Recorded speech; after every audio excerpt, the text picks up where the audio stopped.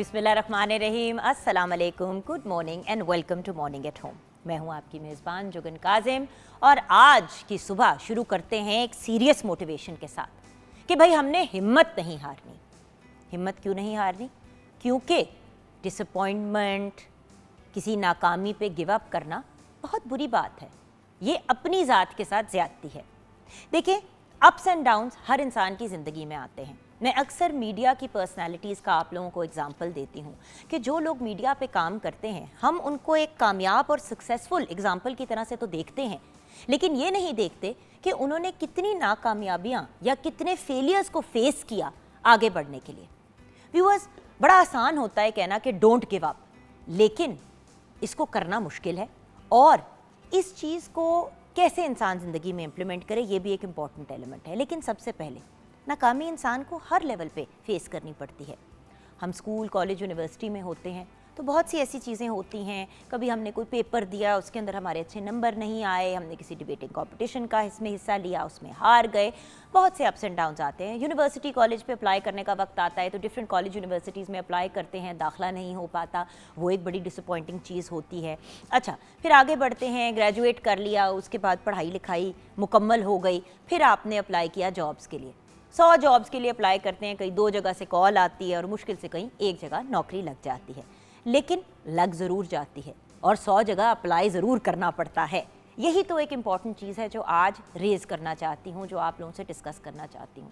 Younger generation में unfortunately ये बहुत ज़्यादा देखा जाता है कि एक सेकंड में जो है वो हिम्मत हार जाते हैं और कहते हैं भाई मेरे से नहीं होता, मैंने नहीं करना, और बात ख़त्म हो जाती है और माँ बाप भी कहते हैं इट्स ओके और बात वहाँ पर ख़त्म तो हो जाती है। लेकिन वहाँ पर फिर हर नाकाम, जब इंसान किसी भी चीज़ में कामयाब नहीं होता, नाकामी को इंसान फेस करना नहीं सीखता। व्यूअर्स, इंसान 100 दफ़ा गिरता है तो फिर जाके अपने पैरों पे स्टेबल होकर खड़ा होता है। छोटे बच्चों को देखें, वो जब चलना सीखते हैं पहले वो क्रॉल करते हैं, फिर वो किसी चीज़ को पकड़ के खड़े होने की कोशिश करते हैं, फिर उसको पकड़े पकड़े भी 2, 4, 6 दफ़ा गिर जाते हैं। उसके बाद एक एक कदम उठा के आगे बढ़ना सीखते हैं और वो कदम लेते हुए भी कभी कभी गिर जाते हैं। फिर दौड़ना शुरू हो जाते हैं बच्चे और उसमें भी कभी गिर जाते हैं, कभी ठोकर लग जाती है। लेकिन कभी आपने बच्चों को देखा, छोटे बच्चों को, वो गिव अप नहीं करते, वो बार बार कोशिश करते हैं, क्योंकि उनके अंदर ये गिव अप करने वाला जो एलिमेंट है अभी आया ही नहीं होता, उनके अंदर ये चीज़ क्रिएट ही नहीं होती। व्यूअर्स, जब भी इंसान सोचता है कि यार मेरी ज़िंदगी बड़ी मुश्किल है, तो हम हमेशा उस शख्स को देखते हुए कहते हैं जिसकी हमें लगता है कि ज़िंदगी हमसे बहुत बेहतर है, जिसके पास पैसा ज़्यादा है, कामयाबी ज़्यादा है, फैसिलिटीज़ ज़्यादा हैं, घर है, बहुत सी ऐसी चीज़ें हैं जो हमारे पास शायद ना हो। लेकिन कभी उस शख्स को देखा है जिसके पास आप जितना नहीं है? बहुत से लोग पाकिस्तान में, व्यूअर्स, डिफरेंटली एबल्ड हैं, डिसेबल्ड भी यूज़ किया जाता है वर्ड, स्पेशल पर्सन्स भी कहा जाता है। 10% के करीब पाकिस्तान की पॉपुलेशन डिफरेंटली एबल्ड है।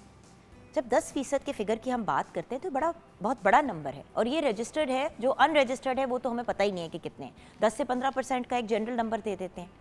अब व्यूअर्स, वो लोग जो डिफरेंटली एबल्ड हैं, बहुत सी ऐसी प्रॉब्लम्स हैं जो उन्हें फेस करनी पड़ती हैं, जो हमारे जो लोग एक जिनको सो कॉल्ड नॉर्मल कहा जाता है, जिनके हाथ पाँव, आँखें वगैरह, कान शान सब चलते हैं एक नॉर्मल पेस के ऊपर या नॉर्मल माइलस्टोन के पॉइंट ऑफ व्यू से, तो हम कंसिडर ही नहीं करते कि किन मसलों को, किन इश्यूज़ को फेस करना पड़ता है। जो इंसान व्हीलचेयर में है, जब तक वो व्हीलचेयर एक्सेसिबल जगह पे नहीं जाएगा, वो आराम से सुकून से घूम फिर नहीं सकता। जबकि ये कानून ने एक चीज़ इम्प्लीमेंट की है, हमारे मतलब स्टेट ने ये चीज़ इम्प्लीमेंट की है कि जो लोग डिफरेंटली एबल्ड हैं, स्पेशली जो लोग व्हीलचेयर्स हैं, उनके लिए एक्सेसिबिलिटी होनी चाहिए, लिफ्ट्स होनी चाहिए और जहाँ पे सीढ़ी है वहाँ पे रैंप होना चाहिए, दरवाज़ों का एक सर्टन साइज़ होना चाहिए, एक स्पेशल किस्म के बाथरूम होने चाहिए ताकि व्हीलचेयर भी उसमें फिट आ सके। ये सारी चीज़ें जब एक इंसान को फेस करनी पड़ती है, फिर वो इंसान जॉब पे भी जाए, पढ़ाई भी करे, अपनी अकेडमीज़ भी जाए, ये सारी चीज़ें करे। इम्प्रेसिव तो वो इंसान है जिसने गिव अप नहीं किया। लेकिन बहुत अफसोस के साथ मुझे कहना पड़ता है, गिव अप करना आजकल के यंग लोगों में एक ट्रेंड बन चुका है और माँ बाप भी इस चीज़ को इनकरेज करते हैं। हाँ हाँ पुत्र, रहन दे, छੱਡ दे, खैर है। क्यों? 100 दफ़ा गिर के इंसान अपने पैरों पे खड़ा होता है। मैं बार बार ये बात कहती हूँ और हर हार में भी आपकी जीत है, क्योंकि उस हार से आप सीखते हैं, आपके अंदर आजिज़ी आती है। आप मज़ीद और मेहनत करते हैं। सो व्यूअर्स, मेरी आप सबसे रिक्वेस्ट है, प्लीज़ डोंट गिव अप। मुश्किल से मुश्किल वक्त में रब ताला का दामन ना छोड़ें, अल्लाह ताला के साथ अपनी कनेक्शन को स्ट्रॉन्ग करें और इस चीज़ पे यकीन रखें कि आप कामयाब होंगे। आज नहीं तो कल, कल नहीं तो परसों, परसों नहीं तो अगले हफ्ते कामयाब ज़रूर होंगे। लेकिन ऑफ कोर्स तैयारी पूरी करके निकलें। अब ये नहीं है कि आपने एग्ज़ाम देने के लिए जाना है लेकिन आपने पढ़ाई नहीं की, वहाँ पे फेल हो गए तो डज़न्ट मैटर, अगली बार पास हो जाऊँगा। पढ़ाई तो करनी पड़ेगी। अगर आप बेसिक तकाज़े और जो रिक्वायरमेंट्स हैं किसी भी चीज़ में कामयाब होने के लिए वो पूरे करते हैं तो इवेंचुअली आपको व्यूअर्स इंशाल्लाह कामयाबी ज़रूर मिलेगी। So do not give up. आइए बढ़ते हैं अपने उस सेगमेंट की तरफ जो आप सबका फेवरेट है। सबसे पहले तो हमारे राब्ते की इन्फॉर्मेशन 042992000648 पे आप कॉल कर सकते हैं। मॉर्निंग एट होम हमारा फेसबुक का पेज है और मॉर्निंग एट होम के फेसबुक पेज पे ही आपने राब्ता करना है हमारे क्वेश्चन ऑफ द वीक का जवाब देने के लिए। सो रॉयल की वॉशिंग मशीन एक बहुत ही बेहतरीन और ब्रिलियंट प्रोडक्ट। ये मशीन प्लास्टिक और डबल बॉडी से बनी हुई है, यानी कि ये ड्यूरेबल और लॉन्ग लास्टिंग है। जेट स्ट्रीम सिस्टम इसके अंदर है जो जिसकी बदौलत कपड़ों की धुलाई भी बहुत अच्छे तरीके से हो जाती है और मशीन जो है उसके अंदर वाटरफॉल सिस्टम भी है। सो बेसिकली मतलब एक तो वाटरफॉल सिस्टम है, उसके साथ साथ जेट स्ट्रीम सिस्टम भी है। इन दोनों चीज़ों के थ्रू साबुन यानी कि डिटर्जेंट, पानी और जो कपड़े हैं वो अच्छे तरीके से उसके अंदर डिटर्जेंट जो है वो रच जाता है और फिर अच्छे तरीके से साफ़ भी हो जाता है। क्योंकि प्लास्टिक से बनी हुई है और बहुत ही मजबूत है सो जंग लगने का कोई इशू नहीं होता। उसके साथ साथ 10 साल की वारंटी वाली मजबूत मोटर भी है और 1 साल की complete parts and home free home service की भी फैसिलिटी मौजूद है। So question of the week हमारा आज का, पाकिस्तान का सबसे बुलंद तरीन पहाड़ी सिलसिला कौन सा है? क्वेश्चन ऑफ द वीक, ये रॉयल का क्वेश्चन ऑफ द वीक है। कोहे हिमालय, कोहे सुलेमान या कोहे काराकोरम? पाकिस्तान की सबसे बुलंद तरीन पहाड़ी सिलसिला कौन सा है? ये हमारा क्वेश्चन ऑफ द वीक है।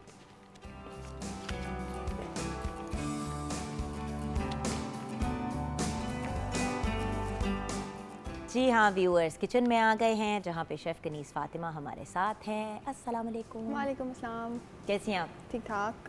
Don't give up, being a young person, आप क्या कहोगे? बिल्कुल ये कहूँगी कि आपको गिव अप नहीं करना चाहिए। मतलब कि वो कहते हैं ना, try try try again, one day you will succeed. तो इस पर अमल भी करना चाहिए। ये नहीं कि अगर आपने 1-2 दफ़ा ट्राई किया और कहा नहीं हो रहा, बट नहीं, वो जो हर दफ़ा से वो काम नहीं हो रहा होता ना, वो एक आपको लेसन दे रहा होता है। पता है कि नहीं, हम जब छोटे होते थे ना तो एटलीस्ट मेरी जनरेशन को, आप तो काफ़ी मेरे से ज़्यादा छोटे हो, सो द पॉइंट इज़ मेरी जनरेशन में ना जब हम कहते थे मेरे से नहीं हो रहा तो माँ बाप एक डांट लगाते थे और कहते थे चलो जाओ करो फिर से। ऑप्शन नहीं था। अब पेरेंट्स भी जो है ना वो बच्चे को देख के घबरा जाते हैं, ये नहीं रियलाइज़ करते कि वो टफ टाइम जो है बार बार ट्राई करने का, वो इंसान को कितना ग्रूम करके प्रिपेयर करता है दुनिया के। टफ टाइम में आपको हार्ड वर्किंग। अब देखो आप यहाँ पे शो करते हो, कितनी दफ़ा ब्रेक के दौरान या अदरवाइज आपको डांट पिटी कि यार बेटे ऐसे नहीं करना था, ये करना था, लाइव शो है, ये वो 100 दफ़ा कहा। अब आप कितने एक्सपर्ट बन गए हो इस एरिया के अंदर। अब आप आराम से अपना कुकिंग शो भी होस्ट कर सकते हो, राइट? बट वो एक ग्रूमिंग की प्रोसेस होती है जिसमें नाकामी भी होती है, डांट भी पिटती है, ऊंच नीच भी होती है और उसी के थ्रू तो फिर हम मीडिया में खड़े होकर अपने आप को प्रेजेंट करने जोगे बनते हैं। बिल्कुल, right? Yes. So what are you making today? क्या बना रही हो? Chicken mushroom steaks. नाइस। अभी आप बीफ में भी बना सकते हैं और चिकन में भी बना सकते हैं, फिश में भी बना सकते हैं। फिश स्टेक भी बड़े मज़े के बनते हैं। सो रेसिपी की तरफ चलते हैं। सबसे चिकन की जो मैरिनेशन है वो चिकन 8 पीस जो उसके फिले होते हैं ब्रेस्ट, वो नींबू का रस 4 खाने के चम्मच, काली मिर्च 1 खाने का चम्मच, नमक आधा खाने का चम्मच, तेल या मक्खन आधा कप, मशरूम सॉस के लिए तेल 3 खाने के चम्मच, मक्खन आधा कप, लहसुन पेस्ट 2 खाने के चम्मच, यखनी 2 कप, दूध 1 कप, क्रीम 1 कप, काली मिर्च 1 चाय का चम्मच, नमक हस्बे जायका। मैश पोटैटो के लिए आलू 1 किलो, मक्खन 1/3 कप, काली मिर्च आधा चाय का चम्मच, दूध आधा कप, लहसुन 2-3 जवे, पार्सले हस्बे ज़रूरत। सो इसके प्रोसीजर की तरफ चलते हैं कि सबसे पहले तो आपने स्टेक को मैरिनेट करना है। उस पर सिर्फ आपने नमक और काली मिर्च लगानी है, दैट्स इट। नमक और काली मिर्च लगा के और हल्का सा नींबू भी लगा सकते हैं आप। तो उसको आप ग्रिल भी कर सकते हैं, और अगर आपके पास ग्रिल पैन नहीं है तो आप बिल्कुल हल्के से ऑयल में उसको फ्राई पैन में भी पका सकते हैं, ठीक है। और दूसरी तरफ जो हमारी मशरूम सॉस है वो, उसमें हमने मक्खन आपने यूज़ करना है, वो काफ़ी रिच फ्लेवर आता है। मक्खन में आपने लहसुन डालना है, लहसुन बिल्कुल चॉप्ड होना चाहिए, चॉप लहसुन डाल के उसमें आपने क्रीम ऐड करनी है, दूध। पेस्ट डालिएगा, चॉप ज़्यादा मज़े का होता है। हाँ, वो पेस्ट की ना फिर एक वो स्मेल सी आती रहेगी।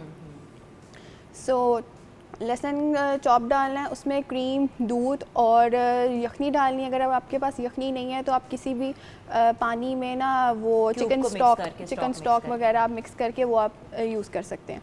फिर मशरूम्स ऐड करनी है, मशरूम्स ऐड करने के बाद उसमें नमक, काली मिर्च और पार्सले वगैरह, और जितनी आपको सॉस की कंसिस्टेंसी चाहिए।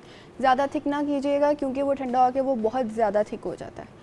तो ये हमारी मशरूम सॉस होगी। दूसरी तरफ जो हमारे मैश्ड पोटैटो है, मैश्ड पोटैटो को पहले पोटैटोस बॉयल कर लेने हैं। बॉयल करने के बाद उनको पील ऑफ करके अच्छे से फिर उसको आपने अगेन पैन में इस तरह कुक करना है कि जो उसके अंदर जो पानी होता है ना वो ड्राई हो जाए। पानी जैसे वो ड्राई होने लग जाएगा, आपने उसको अंदर पकते हुए ना उसको मैश करने लग जाना है। जब आप मैश कर रहे होंगे उसके अंदर आपने नमक, काली मिर्च और दूध नहीं, बटर डालेंगे और क्रीम, क्योंकि दूध से वो लिक्विड कंसिस्टेंसी हो जाती है। अच्छा, यानी कि क्रीम डालते हैं तो हाँ, वो क्रीमी टेक्सचर। अच्छा, रेस्टोरेंट में ऐसे बनता है, हम दूध डाल देते हैं तो वो लिक्विड सा हो जाता है। लिक्विड बन जाता है, इसलिए क्रीम डालेंगे तो बड़ा मजे का क्रीमी टेक्सचर बिल्कुल। आता है। सॉस के साथ आप अब सॉटेड वेजिटेबल्स भी कर सकते हैं, जिसमें कैरेट्स, ब्रोकली वगैरह एंड फ्रेंच बीन्स, जो आपको पसंद है, और उसको आप बड़े सर्व मजे के करते हैं। लगते हैं, लौकी बड़े मजे की लगती है। बिल्कुल। हाँ, सो दैट्स इट। वंडरफुल। और व्यूअर्स, जैसे कि मैंने कहा कि यही आप स्टेक्स जो हैं वो बीफ और फिश में भी बना सकते हैं, बट उसके टाइम की जो है ड्यूरेशन वो कम और ज़्यादा होगी। मछली जैसे कि बहुत जल्दी बन जाती है। अच्छा, स्टेक्स में मैंने नोटिस किया कि अगर आप बीफ स्टेक बहुत ज़्यादा वो जो कहते हैं ना ओवर कुक्ड नहीं पसंद, रबड़ जैसा ना हो, तो उसको भी आपको थोड़ा सा अंडर रखना पड़ता है। मीडियम से ज़्यादा अगर आप उसको कुक करते हैं ना, वेल डन पे ले जाते हैं, तो स्टेक मीडियम रेयर वैसे पूरी दुनिया में लोग एंजॉय करते हैं बीफ स्टेक को खाना। फ़िश भी प्रॉपर कुक करनी पड़ती है, चिकन भी प्रॉपर करना पड़ता है। बीफ अगर अच्छी क्वालिटी का है, उसमें कोई कंटामिनेशन नहीं है, तो आप उसको जैसे हाफ टन भी कहते हैं ना, मीडियम कुक करके बाहर से वो अच्छी तरह सेयर हो जाए, अंदर से बेशक थोड़ा सा रेड रह जाए, तो वो बड़ा मज़े का लगता है और बहुत सख्त भी नहीं होता। लेकिन अगेन आपका बीफ जो है वो फ्रेश होना चाहिए, और मतलब अगर फ्रोज़न भी है तो प्रॉपर आपने रखा हुआ हो, क्योंकि होता ये है कि अगर आप उसको प्रॉपर नहीं उस तरह से रखते, स्टोर वगैरह करते, तो फिर उसमें कंटेमिनेशन हो जाती है, फिर बीमार होने का डर होता है। और स्टेक्स इस किस्म की चीज़ें, मैश पोटैटो की जगह आप सिर्फ स्टीम्ड वेजिटेबल्स अगर ले लेते हैं और साथ में आप स्टेक खा लेते हैं, तो ये बड़ा हेल्दी ऑप्शन है खाने में। मैश पोटैटो के साथ भी देखें आलूओं में बहुत ज़्यादा पोटेशियम होती है, तो ये भी सेहत के लिए बहुत अच्छी चीज़ें हैं। तो स्टेक डिनर्स भी आप लोग घर पे कर सकते हैं। फ़िश भी जितना उसकी रिक्वायरमेंट है कुक होने की, अंदर से फुली कुक हो जाए, उससे ज़्यादा नहीं पकाना, उसको सख्त नहीं करना, वरना मज़ा नहीं आता। एंड चिकन फुली कुक्ड, वरना सैल्मोनेला पॉइजनिंग की भी प्रॉब्लम हो सकती है। तो ये कुछ टिप्स आपके साथ शेयर करनी थी। और अब ब्रेक की तरफ जाने से पहले आपको बताना चाहूँगी कि एक बहुत ही प्यारी और बाहिम्मत पर्सनालिटी हमें ज्वाइन करने जा रही है। अभी जो हम बात कर रहे थे ना कि डोंट गिव अप, असल में गिव अप वो लोग करते हैं जिनको ये सेंस नहीं होती कि कितना लो ज़िंदगी में इंसान जा भी सकता है। और बात यह है कि अगर इंसान की कोई एक सेंस, देखने की, सुनने की, सूंघने की, टेस्ट करने की, कोई भी आपकी सेंस या कोई भी सलाहियत आपकी ना हो या सही तरह ना काम करे, तो इंसान बिल्कुल ही जो है ना कहता है फॉरगेट इट, मैंने आगे जाना ही नहीं है ज़िंदगी में, मैं कुछ कर ही नहीं सकता, दैट्स इट। लेकिन फिर ऐसे भी ब्रिलियंट पर्सनालिटीज़ हमारे सामने आते हैं जिन्होंने प्रूव किया कि गिव अप करना ऑप्शन नहीं है। और अगर आप गिव अप ना करें तो आप कामयाबी की सीढ़ियाँ शायद एक रेगुलर इंसान से ज़्यादा तेज़ी से चढ़ सकते हैं, अगर प्रॉपर तरीके से अपने करियर की ट्रैजेक्टरी बनाएं तो, पढ़ाई की और करियर की। ब्रेक के बाद वापस आएंगे और मिलेंगे इस ब्रिलियंट पर्सनालिटी से।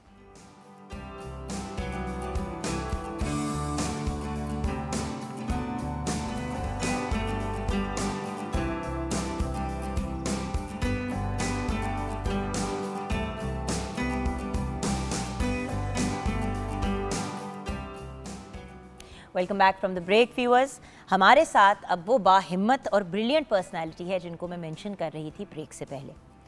जब हम नेवर गिव अप की बात करते हैं या हिम्मत ना हारने की बात करते हैं, तो उन लोगों को देखना चाहिए जो लोग ज़िंदगी में किसी ऐसी चीज़ की वजह से मतलब मुतासिर हुए हैं, जैसे कि कोई ऐसी चीज़ जिससे वो डिफरेंटली एबल्ड हो गए हों, नज़र ना आता हो, सुन ना पाएँ या बोल ना पाएँ, या चल ना पाएँ या कोई भी ऐसी एक्टिविटी जो सो कॉल्ड, जिसको एक नॉर्मल एक वर्ड यूज़ किया जाता है। एक तो मुझे नहीं पता कि आज की दुनिया में नॉर्मल है कौन, हर किसी का कोई ना कोई इशू तो है ही।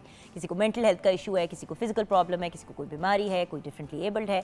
बट जब इंसान किसी ऐसी स्ट्रगल से गुजरता है तो वही इंसान आपको बता सकता है कि अपनी ज़िंदगी में इंस्पिरेशंस कैसे पैदा करें और ख़ुद कैसे इंस्पिरेशनल पर्सनालिटी बने। हमें ज्वाइन किया है बहुत ही ब्रिलियंट मोहम्मद फ़रहान अहमद ने। अब फ़रहान जो हैं वो टीचर हैं at GCU and he is a blind person. उनको उनकी बीनाई का इशू है। उनसे अभी पता करेंगे कि क्या स्टोरी है इनकी।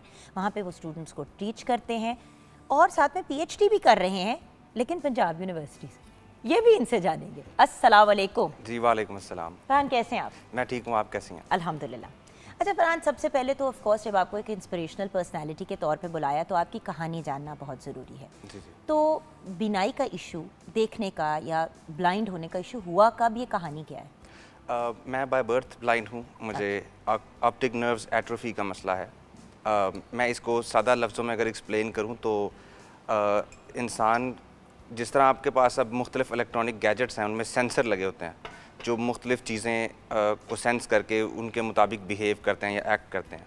तो अल्लाह ताला ने इंसान के दिमाग में भी बहुत ज़्यादा सेंसर लगाए हुए हैं, जो यानी कि जिस तरह से मुझे समझ आती है अपने इशू को, जैसे मैं एक्सप्लेन कर सकता हूँ।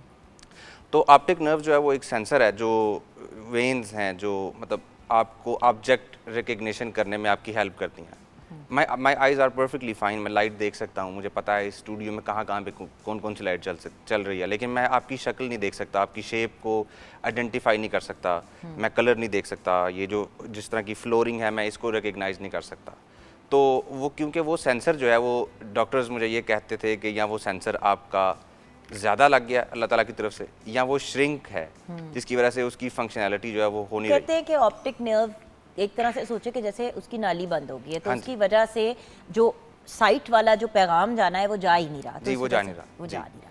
अच्छा, तो जब आप पैदा हुए, घर वालों ने तो बताया होगा कि रिस्पांस क्या था, रिएक्शन क्या थी? किसी ने आपके साथ कभी शेयर किया? इतना क्योंकि ज़्यादा देखिए ना, वावेला यूजुअली मच जी, जाता है जी, ना जी, घर में, बिल्कुल, जब बच्चा कोई भी अगर इशू हो, अगर 5 की जगह 6 उंगलियां हाथ पे हो तो उस पर पेरेंट्स परेशान हो जाते हैं। तो जब ये पता चले, और क्या उनको पैदाइश पे ही पता चल गया था, आप देख नहीं सकते? जी, यूजुअली ऐसा होता है कि जब बच्चा पैदा होता है ऑब्वियसली सबसे पहले वो यही देखते हैं कि ये सुन सकता है, देख लाइट सकता है। लगाते हैं, हाँ जी, राइट हाँ लेफ्ट जी। लेके जाते हैं। हाँ, तो वो थोड़ा सा मेरे मामले में थोड़ा सा लेट हो गया। वो मेरे जो पेरेंट्स थे वो उनको थोड़ी सी फिक्र हुई कि ये देखता क्यों नहीं है और इसको पता क्यों नहीं चलता, हम इसको आवाज़ देते हैं, ये हमारी तरफ मदऊ नहीं होता। तो वो फिर उन्होंने जब बाद में मेरे टेस्ट वगैरह करवाए, मुझे चेक करवाना, मेरा चेकअप शुरू करवाया, तो उसमें उनको फिर ये डॉक्टर्स ने सजेस्ट किया कि इसके ऑप्टिक नर्व्स का मसला है। आप किस उम्र के थे जब ये फाइनली डायग्नोज हुई प्रॉब्लम? मुझे एग्जैक्टली सच तो याद नहीं है, लेकिन मेरे जो पेरेंट्स मुझे बताते हैं कि वो बचपन से ही मुझे मुख्तलिफ हॉस्पिटल्स में चेक करवाते रहे हैं। और मुझे याद है कि जब मैं कुछ 7, 8, 10 साल का था तो तब तक भी वो मुझे चेक करवाते रहे हैं कि कहीं से कोई उनको कोई क्लू मिल जाए या किसी तरह से ये चीज़ डायग्नोज हो सके। लेकिन फिर एक वक्त आता है जब इंसान को ऑब्वियसली रियलिटी के साथ जो है वो एग्जिस्ट करना पड़ता है। तो उन्होंने वो भी क्या किया। उम्र थी जब उनको फाइनली कहा गया कि भाई नहीं हो सकता कुछ? वो बेसिकली जहाँ क्योंकि पे आंखें आपकी हेल्दी हैं, जी, जी। वो एक नर्व बंद हुई हुई और वो खोलने का अभी तक तरीका नहीं इन्होंने इजाद किया। नहीं, वो दुनिया में कहीं पे भी नहीं है। मैं इवन यूएस से भी रह के आया हूँ तो वहाँ पे भी मुझे ऐसा कोई इन्फॉर्मेशन नहीं मिल सकी। किसी ने मतलब इसको भी तक रेटिना के ऊपर काम हो रहा है लेकिन इसके ऊपर नहीं हो रहा। तो मेरे जो बेसिकली पेरेंट्स थे उनको ऑलमोस्ट हर दूसरे डॉक्टर ने यही कहा था, लेकिन उनको जब कोई भी नई इन्फॉर्मेशन मिलती थी वो कोशिश करते थे कि वो जाएँ वहाँ पे ना, उससे पूछें। तो लेकिन वो मुझे करवाते रहे हैं चेक। लाइक आई थिंक मेरे स्कूल एज में भी हम कई दफ़ा जाते रहे हैं। जब मैं 5वीं 7वीं क्लास में था, I think I was like around 10 years old, जब तक मैं जाता रहा हूँ। तो फरहान, जब 10 साल की उम्र पे अब आप स्कूल एज पे थे, तो स्कूलिंग का फिर सिलसिला क्या बना? स्कूल बेसिकली मैंने जब मेरे घर वालों को ऑब्वियसली पहले से ही पता लग गया था कि मेरा विजन का मसला है, तो उन्होंने फिर उस वक्त से स्कूल्स ढूंढना शुरू किए। तो मैं सियालकोट से हूँ एक्चुअली, तो वहाँ पे स्पेशल एजुकेशन सेंटर था, वहाँ पे काफ़ी ज़्यादा, लेकिन जो मेरे घर के करीब था वो फिर मेरे घर वालों ने फाइंड आउट किया और वहाँ पे भी ब्लाइंड टीचर थे। तो सबसे पहले तो मोटिवेशन मेरे घर वालों के लिए यही थी कि यार इसका मतलब दुनिया में इस तरह के लोग हैं।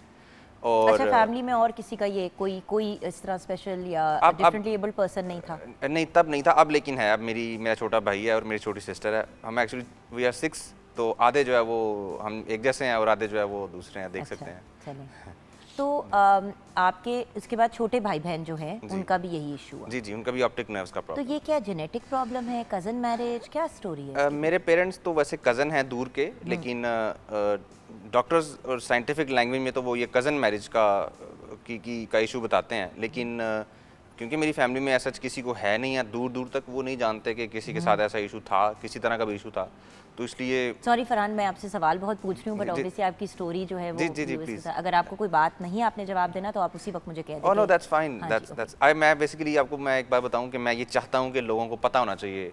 लोग फियर की वजह से बोलते नहीं हैं। मैं एक छोटा सा वाकया कोट करूंगा एक पॉलिटिशियन का।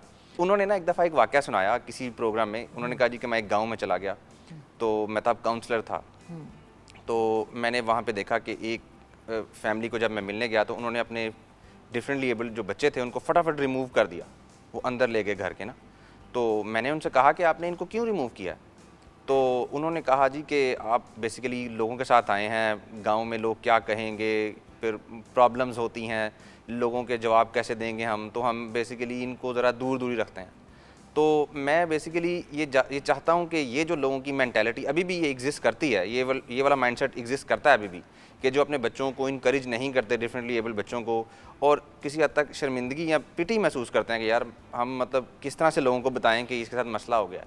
लेकिन फिर ऑन दी अदर हैंड ऐसे लोग भी अब एग्जिस्ट करते हैं जो अपने बच्चों को प्राउडली जो है वो लेके जाते हैं, पब्लिक फोरम्स पे लेके आते भाई हैं। औलाद तो औलाद है, और at the end of the day उसको छुपाना और घरों में बंद करना एक्चुअली ये साइंटिफिकली प्रूव हुआ है। माहिर नफ्सियात एक के बाद दूसरा सामने आके यही बात कहते हैं कि भाई आप जब ऐसे बच्चों को जो वैसे ही डिफरेंटली एबल्ड है उनको जब घरों में बंद कर देते हैं तो उनको फिर नफ्सियाती प्रॉब्लम्स भी होने शुरू हो जाते हैं। Exactly। कॉमन सेंस की बात है। कोविड में जब घरों में सबको बंद कर दिया था फरहान, ऑब्वियसली हमें सबको बंद होना पड़ा हाँ जी, था। हाँ जी, हाँ जी। क्या कुछ लोग तो बहुत थ्राइव किए, बट ज्यादातर लोग जो है वो मेंटली बहुत ज्यादा एंग्जाइटी, डिप्रेशन, लोग बाइपोलर, मतलब क्या क्या नहीं हुआ उस जमाने में। मैं ये समझता हूँ कि वो अल्लाह ताला की तरफ से एक ब्लेसिंग इन डिस्गाइज थी, वो लोगों के लिए शायद लेसन भी था कि यार होश सिखाने हो गए सब। जी जी जी जी एग्जैक्टली। तो हमें तो कुछ चीज़ों की पहले ही आदत थी, और हमने जब अपने फिर साथ वाले लोगों को देखा, फिर हम उनको यही कहते थे अब देखें आप, बेसिकली ये वो कंडीशंस होती हैं जिनमें आप लोग समझते हैं कि दूसरे को होना चाहिए, लेकिन आप खुद जो है ना वो इन कंडीशन में सर्वाइव करना आप लोगों के लिए कितना मुश्किल है। अब इसलिए एक बंदा अगर बाहर जाता है घर से रोज़ और उसको नहीं जाना पड़ रहा, तो वो डेफिनेटली उसके लिए एक मेंटल टॉर्चर ही है। Okay, but let's go back to your story if you don't mind. जी, जी। क्योंकि देखिए आपकी पूरी स्टोरी एक मोटिवेशन है। जी जी। देखिए पेरेंट्स मेहनत करते रहे, कोशिश करते रहे, बट इवेंचुअली आपने कहा कि 5वीं या 6ठी जमात में ये बात इस्टेब्लिश हो गई कि अब मैं ऐसे ही रहूँगा जी। कि आप ऐसे ही रहें। जी जी। अच्छा, और दूसरे भाई बहन इस स्टेज पे हो चुके थे पैदा? नहीं, मेरा जो छोटा भाई है वो मुझसे तकरीबन I think he is around like 10 years old, 8 years old actually. हाँ। तो तब तक यानी कि मैं उस स्टेज से निकल रहा था, और तब फिर बाद में मतलब ऑब्वियसली मेरे घर वाले जो है वो थोड़े से वो आदी भी हो गए थे अब इस चीज़ के, फिर उनके लिए उस वक्त इतनी टेंशन नहीं थी जितना वो एंग्शियस और जितना वो बट क्यूरियस एक मेरे मामले में। टेंशन थी फरहान, आपको महसूस होती थी छोटे होते हुए? देखिए कि हम आपके माँ बाप को एट एनी स्टेज बुरा नहीं कह रहे, या ये नहीं कह रहे, कोई नेगेटिव बात नहीं करी, बट एक लर्निंग के पॉइंट ऑफ व्यू से व्यूअर्स के लिए एक छोटे बच्चे के सामने जब ये बातचीत हो रही होती है तो उस पर क्या गुजर रही होती है? अब मेरे पेरेंट्स ना, मैं अल्लाह ताला का बड़ा शुक्र अदा करता हूँ, मेरी मदर मेरे फादर दोनों जो हैं वो बहुत कोऑपरेटिव सपोर्टिव हैं, और मेरे फादर ज़्यादा पढ़े लिखे हैं, मेरी अम्मी जो है वो ट्रेडिशनल खातून है, लेकिन मैं ये समझता था कि वो ट्रेडिशनल खातून होने के बावजूद उनकी एजुकेशन या उनकी तरबियत में कोई कम्प्रोमाइज़ नहीं था। तो अगर कुछ ऐसा कभी सुनने को मिलता भी था तो वो ख़ुद इस चीज़ को डील करती थी, और उन्होंने बड़ी कोशिश की कि मतलब कभी भी इस चीज़ का इफ़ेक्ट उनके बच्चों पर ये ना आए। अच्छा जी। तो आप नहीं, बट जब आप छोटे थे और ये बातचीत होती थी कि पता नहीं ये देख पाएगा कि नहीं, क्या होगा, जब ऑब्वियसली डॉक्टर्स तो नहीं ख्याल करते इतना, बंदा जाता है, माँ बाप को बता रहे होते हैं, बच्चे के सामने बात कर रहे होते हैं, उस वक्त क्या फीलिंग्स होती थी? क्या अपना आप दूसरों से मुख्तलिफ महसूस होता था? नहीं, मैं ये समझता हूँ कि ये तब होता है जब आपको कोई रियलाइज़ करवाए बार बार। अच्छा। मेरी ये अंडरस्टैंडिंग है, क्योंकि मुझे बेसिकली शायद मे बी उन लोगों के लिए ज़्यादा चैलेंजिंग हो जो पहले देख सकते थे और अब वो नहीं देख सकते। ऐसे भी केसेस हैं जो आरपी का शिकार है, मतलब आरपी उनको रेटिनल पिगमेंटोसा का जो है वो शिकार हैं। वो ऑब्वियसली मेरे ऐसे कुछ दोस्त हैं जो 8-10 साल तक देख सकते थे, लेकिन वो रात को सोए और सुबह उनको मतलब darkness, it was all complete darkness. और फिर मैं ऐसे कुछ लोगों को भी जानता हूँ जिन्होंने ग्रेजुएशन अपनी की है और उसके बाद वो आहिस्ता आहिस्ता उनकी साइट जाती रही है। और अभी मैं ऐसे कुछ लोगों को जानता हूँ जिनकी स्लोली ग्रेजुअली जो है ना वो साइट डिक्रीज कर रही है। और डॉक्टर ने जवाब दे दिया कि जी, अब जी, नहीं जी। कुछ हो सकता। उन लोगों के लिए शायद ये ज़्यादा चैलेंजिंग हो, उन लोगों के लिए ये मसला हो। मैंने कभी कुछ देखा ही नहीं था, अगर कोई मुझे कुछ कहता भी था ना तो मुझे क्योंकि उस चीज़ की फील नहीं थी तो मैं शायद कभी उस तरह से रिएक्ट भी नहीं करता था। और फिर मेरे घर वाले भी जो है ना वो मुझे बड़ा हौसला और बड़ी पेशेंस के साथ उन्होंने मेरा जो भी मामला था वो सारे किए हैं। तो इसलिए मैं ये समझता हूँ कि मैं लकी भी हूँ शायद इस हवाले से, मैं कुछ स्ट्रॉन्ग भी हूँ, अपने आप को स्ट्रॉन्ग भी समझता हूँ कि मैं इन चीज़ों को कभी अपने लिए मैंने इनको प्रॉब्लम बनाया नहीं और ना ही कभी समझा है। अच्छा, अब आपने अब ग्रेजुएशन, पढ़ाना और उसके साथ साथ पीएचडी करना, जी, ये फिर कैसे हुआ? ये मैं आपको बता रहा था कि मैंने स्पेशल एजुकेशन सेंटर से अपनी तालीम का आगाज़ किया था। वहाँ पे मेरे एक टीचर थे अब्दुल मनान साहब, शायद आपको मौका मिला उनका इंटरव्यू करने का। वो स्पेशल एजुकेशन सेंटर में रहे सियालकोट में, फिर बाद में इस्लामाबाद में चले गए। इस्लामाबाद में वहाँ पे नेशनल ट्रेनिंग इंस्टीट्यूट्स हैं, वहाँ पे भी रहे और आई थिंक डिप्टी डायरेक्टर बन गए थे बाद में। अभी भी अल्लाह ताला उनको लंबी उम्र दे। आमीन। तो वो बेसिकली उन्होंने बड़ा सपोर्ट किया, उन्होंने बताया, फिर मेरे घर वालों की थोड़ी सी काउंसलिंग की, मुझे उनको बताया कि ये बच्चा पढ़ सकता है, इसको आपने ऐसे ऐसे गाइड करना है, ट्रेन करना है। तो उनके साथ एक बड़े अच्छे फैमिली टर्म्स हो गए। तो जो मेरी अर्ली प्राइमरी एजुकेशन थी वो उनकी सरपरस्ती में जो है वो गुजरी। और उस एजुकेशन में और दूसरे जो रेगुलर स्टूडेंट्स होते हैं उनकी एजुकेशन में फ़र्क क्या है? बेसिकली ये होता है कि हम जब ये इसमें मेरी थोड़ी सी बात लंबी हो जाएगी। इसमें ये होता है कि मैं कोशिश करता हूँ कि मैं इसको ब्रीफली एक्सप्लेन करूँ। जो रेगुलर एजुकेशन है उसमें आपको किसी किस्म की कोई अडेप्टेशन नहीं करनी होती। जो जिस तरह से टीचर एक पढ़ाता है आपको उसी तरह से पढ़ते हैं आप। ब्लैक बोर्ड पे जो आ रहा है वो आप देख रहे हैं। हम जब पढ़ते हैं तो हमें कुछ अडेप्टेशन करनी पड़ती है, हमें या तो ब्रेल यूज़ करनी पड़ती है, या हमें रिकॉर्डिंग करनी पड़ती है, या हमें टीचर के साथ 1-on-1 सेशंस करने पड़ते हैं, या इवन अब का जो दौर है उसमें आप अपनी टेक्नोलॉजी का इस्तेमाल कर सकते हैं। तो इसलिए जो ना वो ये थोड़ा सा चैलेंजिंग हो जाता है, क्योंकि चैलेंजिंग इसलिए होता है क्योंकि लोगों की ट्रेनिंग नहीं है, लोग इतना जानते नहीं हैं इस हवाले से ना। तो जब उनको इस तरह से करना पड़ता है तो वो थोड़ा सा उनके लिए एक हैक्टिक बन जाती है चीज़। तो मेरे वक्त में टेक्नोलॉजी क्योंकि थी नहीं तो इसलिए फिर मेरे पास ब्रेल और रिकॉर्डिंग के ही ऑप्शन थे और मैंने ज़्यादातर ब्रेल का जो ऑप्शन है उसको इस्तेमाल किया। एग्ज़ाम्स कैसे देते थे आप? स्कूल लेवल पे तो ब्रेल में एग्ज़ाम देता था और फिर जब मैं आया मैंने बोर्ड के इम्तहान दिए तो उसमें फिर मुझे राइटर के साथ करना पड़ा, जो कि which is in itself a big hassle क्योंकि ऑब्वियसली बंदा ढूंढना और फिर लोग विलिंग तो होते थे, लेकिन बाद में उनको ये भी खतरा होता था सर अगर फेल हो गए तो इन्होंने मुझे बदवाएं देनी है कि मैंने गलत लिखा है। तो फिर ऑब्वियसली लोगों को इस पर भी कन्विंस करना। और फिर उसके बाद लेकिन सबसे जो मज़ा आया मुझे वो यूनिवर्सिटी एजुकेशन का आया, क्योंकि वहाँ पे मैं लैपटॉप पे एग्ज़ाम देता अच्छा, एक सेकंड अभी हम यूनिवर्सिटी एजुकेशन की तरफ जाएंगे। आपकी इजाज़त से एक ब्रेक की तरफ चलते हैं। ब्रेक के बाद जब हम वापस आएंगे ना व्यूअर्स, तो वहाँ से जानेंगे फिर यूनिवर्सिटी जो कह रहे हैं वो यूनिवर्सिटी में मुझे मज़ा आया, तो यूनिवर्सिटी में क्यों मज़ा आया, और फिर ग्रेजुएट करके तालीम मतलब खुद पढ़ना भी एक इनके लिए चैलेंज इस लेवल पे था कि जो रेगुलर बच्चों के बनिस्बत इनको आप एक तरह से सोचे कि डबल मेहनत करनी पड़ी या 3 गुना ज़्यादा मेहनत करनी पड़ी। स्कूल में आप अपने स्टूडेंट से भी हेल्प ले लेते हो, ये कर लेते हो, वो कर लेते हो, कॉलीग्स वगैरह, क्लास फेलोज, लेकिन when you are in a special school and you are differently abled तो बहुत से हर्डल्स आते हैं। यू नो आपकी एक से दूसरी जगह जाने की भी एक्सेस का प्रॉब्लम हो जाता है, क्योंकि यहाँ पे तो देखिए ना वो भी नहीं है, वो जिस तरह रोड क्रॉसिंग होती है वो चीज़ें होती हैं तो बड़ा प्रॉब्लमेटिक हो जाता है। सो वो स्ट्रगल्स कैसे ओवरकम की और इनकी यूनिवर्सिटी का जो फन टाइम था उसके बारे में भी बात करेंगे ब्रेक के बाद।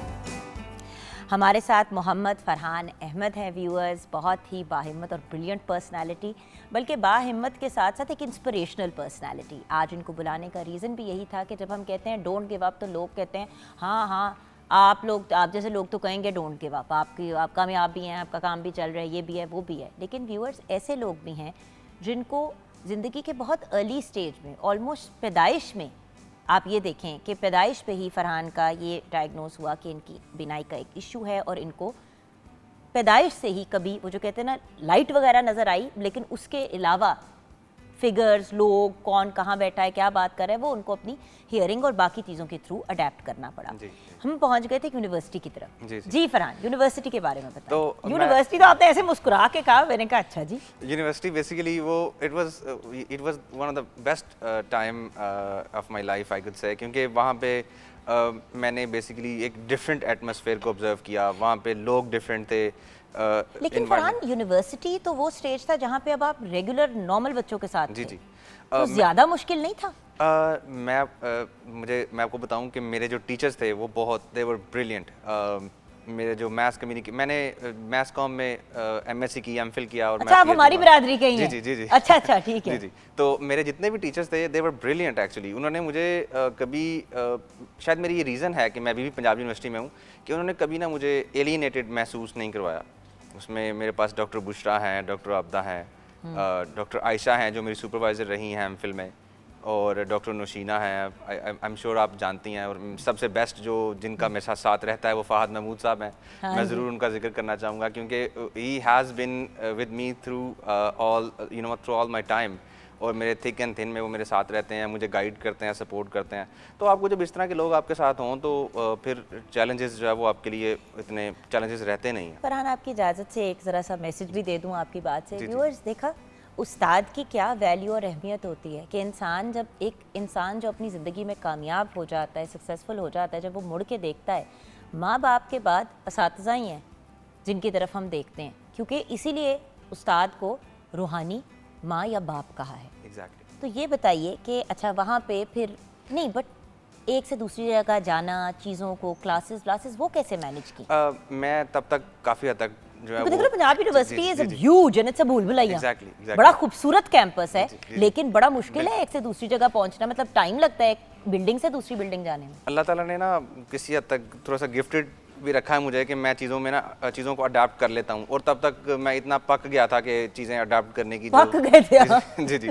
तो वो जो मसले लगते थे, जो मुश्किलात लगती थी, वो तब तक जो है ना वो चीज़ें जो है वो, मैं आपको बताऊं कि मैं जब कॉलेज जाता था सियालकोट में, मैं कॉलेज भी गया हूं, गवर्नमेंट कॉलेज ऑफ कॉमर्स, तो मेरा एक दोस्त था क्लास फेलो जो मुझे लेके जाता था और दोपहर में छोड़ के जाता था, and it was so kind of him. और वो ये वॉलंटियरली खुद करता था कि यार मैं तुम्हें लेके जाऊंगा क्योंकि तुम मेरे घर के रास्ते में आते हो। लेकिन जब मैं पंजाब यूनिवर्सिटी में आया तो मुझे ऐसी कोई असिस्टेंस रिक्वायर्ड नहीं हुई, क्योंकि तब तक मेरी मोबिलिटी, मेरा आना जाना वो काफ़ी हद तक मैंने सीख लिया था। और फिर उसमें मेरे दोस्त भी जो further blind, Farhan, you can't, can you drive? नहीं, आई कैन नॉट। तो फिर किस तरह एक से दूसरी जगह? तब तक मैं अभी तक भी मैं टेक्नोलॉजी से उतना फेमिलियराइज नहीं था, लेकिन अब अगर मैं बताऊं तो अब मैं तो ये राइड सर्विसेज हमारे लिए ब्लेसिंग्स हैं बेसिकली। कि मैं थोड़ा सा इस पे बात करना चाहूँगा टेक्नोलॉजी पे, कि टेक्नोलॉजी के बाद बेसिकली जो हमारी लाइफ बदली है और उसने जो हमारे लिए मौके फ़राहम किए हैं और जिस तरह से अब हमें सपोर्ट मिलती है, अब तो ऐसे लोग भी हैं जो टेक्नीशियंस हैं, अब तो ऐसे लोग भी हैं जो वेब डेवलपर हैं। हाँ, they can't see but they develop the most beautiful things। जी जी। और अब ऐसे लोग भी हैं जो बहुत अच्छे टीचर्स हैं, मतलब वो मुख्तलिफ टेक गैजेट्स का इस्तेमाल करते हुए क्लास में जो है वो प्रेजेंटेशंस बनाते हैं, वो देते हैं, बच्चों से प्रेजेंटेशंस लेते हैं, बच्चों के साथ मिल के काम करते हैं। मैं खुद बच्चों के साथ मिल के काम करता हूँ। तो जब मैं अपनी यूनिवर्सिटी में था तो मेरे टीचर्स ने मुझे ऐसा ही इन्वायरमेंट प्रोवाइड किया था, और वो क्लास में स्पेशली स्टूडेंट्स को 2-3-4 मिनट कहते थे कि आपने इसके साथ कोऑपरेट करना है। मेरे साथ एक और थे मेरे क्लास फेलो, वो अब नेशनल असेंबली में होते हैं माशाल्लाह। वहाँ पे वो एज अ सोशल मीडिया, उनका भी बिनाई का इशू जी जी, और वो सोशल मीडिया असिस्टेंट है वहाँ पे। वाओ। जी जी जी जी। तो आप ये देखें कि आप we can do that as well. You can do everything. जी जी। और ये देखिए, जब टेक्नोलॉजी नहीं थी तो आपने प्रूव किया, तो अब तो टेक्नोलॉजी के साथ तो अब करोड़ चांद लग गए हैं। जी जी, ऐसे। ओके, ये तालीम मुकम्मल हो गई, बड़े अच्छे तरीके से मुकम्मल हो गई, लेकिन पढ़ाने की तरफ कैसे आए भाई स्टूडेंट्स की? हमें तो बचपन से आदत है कि टीचर नज़रों में नज़रें डाल के गंदी घूरी पढ़ता था या पढ़ती थी तो हम सीधे होकर बैठ जाते थे। तो इधर तो एक विजन का जब इशू हो और पीछे स्टूडेंट्स जो हैं वो शोर मचा रहे हो या कोई मतलब कोई जोक प्ले करे, कुछ इसके बारे में गाइड करेंगे? विजुअली इम्पेयर्ड विजन के विदाउट विजन बेसिकली ये वाकई चैलेंज तो है, लेकिन मैं आपको बताऊं बट कि- बहुत सी बुराइयों जी, से आप बच भी जी, जाते जी, हैं जी, जी। आपको देखना ही पड़ता। हाँ। बिल्कुल। लेकिन मेरे स्टूडेंट्स जो ना वो अल्लाह ताला का ये मैं शुक्र अदा करता हूँ कि मुझे अच्छे स्टूडेंट्स मिले। मैं मतलब वो मेरा असासा है, मेरा स्टूडेंट्स मेरा एसेट है। उन्होंने कभी भी मेरी क्लास में किसी किस्म की बदतमीज़ी, किसी किस्म के वो जो आप एडिट बता रही हैं मामलात, वो कभी भी नहीं हुए। अच्छा। इवन इनफैक्ट मैं कल अपने HOD से और बाकी अपनी जो फैकल्टी से डिस्कस कर रहा था कि यार मतलब हम डिस्कस करते हैं कभी कभार स्टूडेंट्स का एटीट्यूड, उनका बिहेवियर किस तरह से होता है। तो मैं ये बता रहा था कि स्टूडेंट्स मेरी क्लास में आते हैं, मैं उनको कह दूँ ना कि खड़े हो जाओ, वो खड़े हो जाते हैं। और उनको पता है कि ये सर को अगर हम ये नहीं बताएंगे ना कि हम खड़े होंगे, सर खुद ही आके हाथ लगा के देख लेंगे। तो हमने जो है ना वो इस चीज़ का ख्याल रखना है कि सर अगर कह रहे हैं तो हमने वो करना है। फिर दूसरा, यूनिवर्सिटी लाइफ में थोड़ी सी आपके पास अथॉरिटी भी होती है। स्टूडेंट को थोड़ा सा आपसे डर भी लगता है कि सर की अगर बात ना फरहान, माने आपसे कौन डरेगा?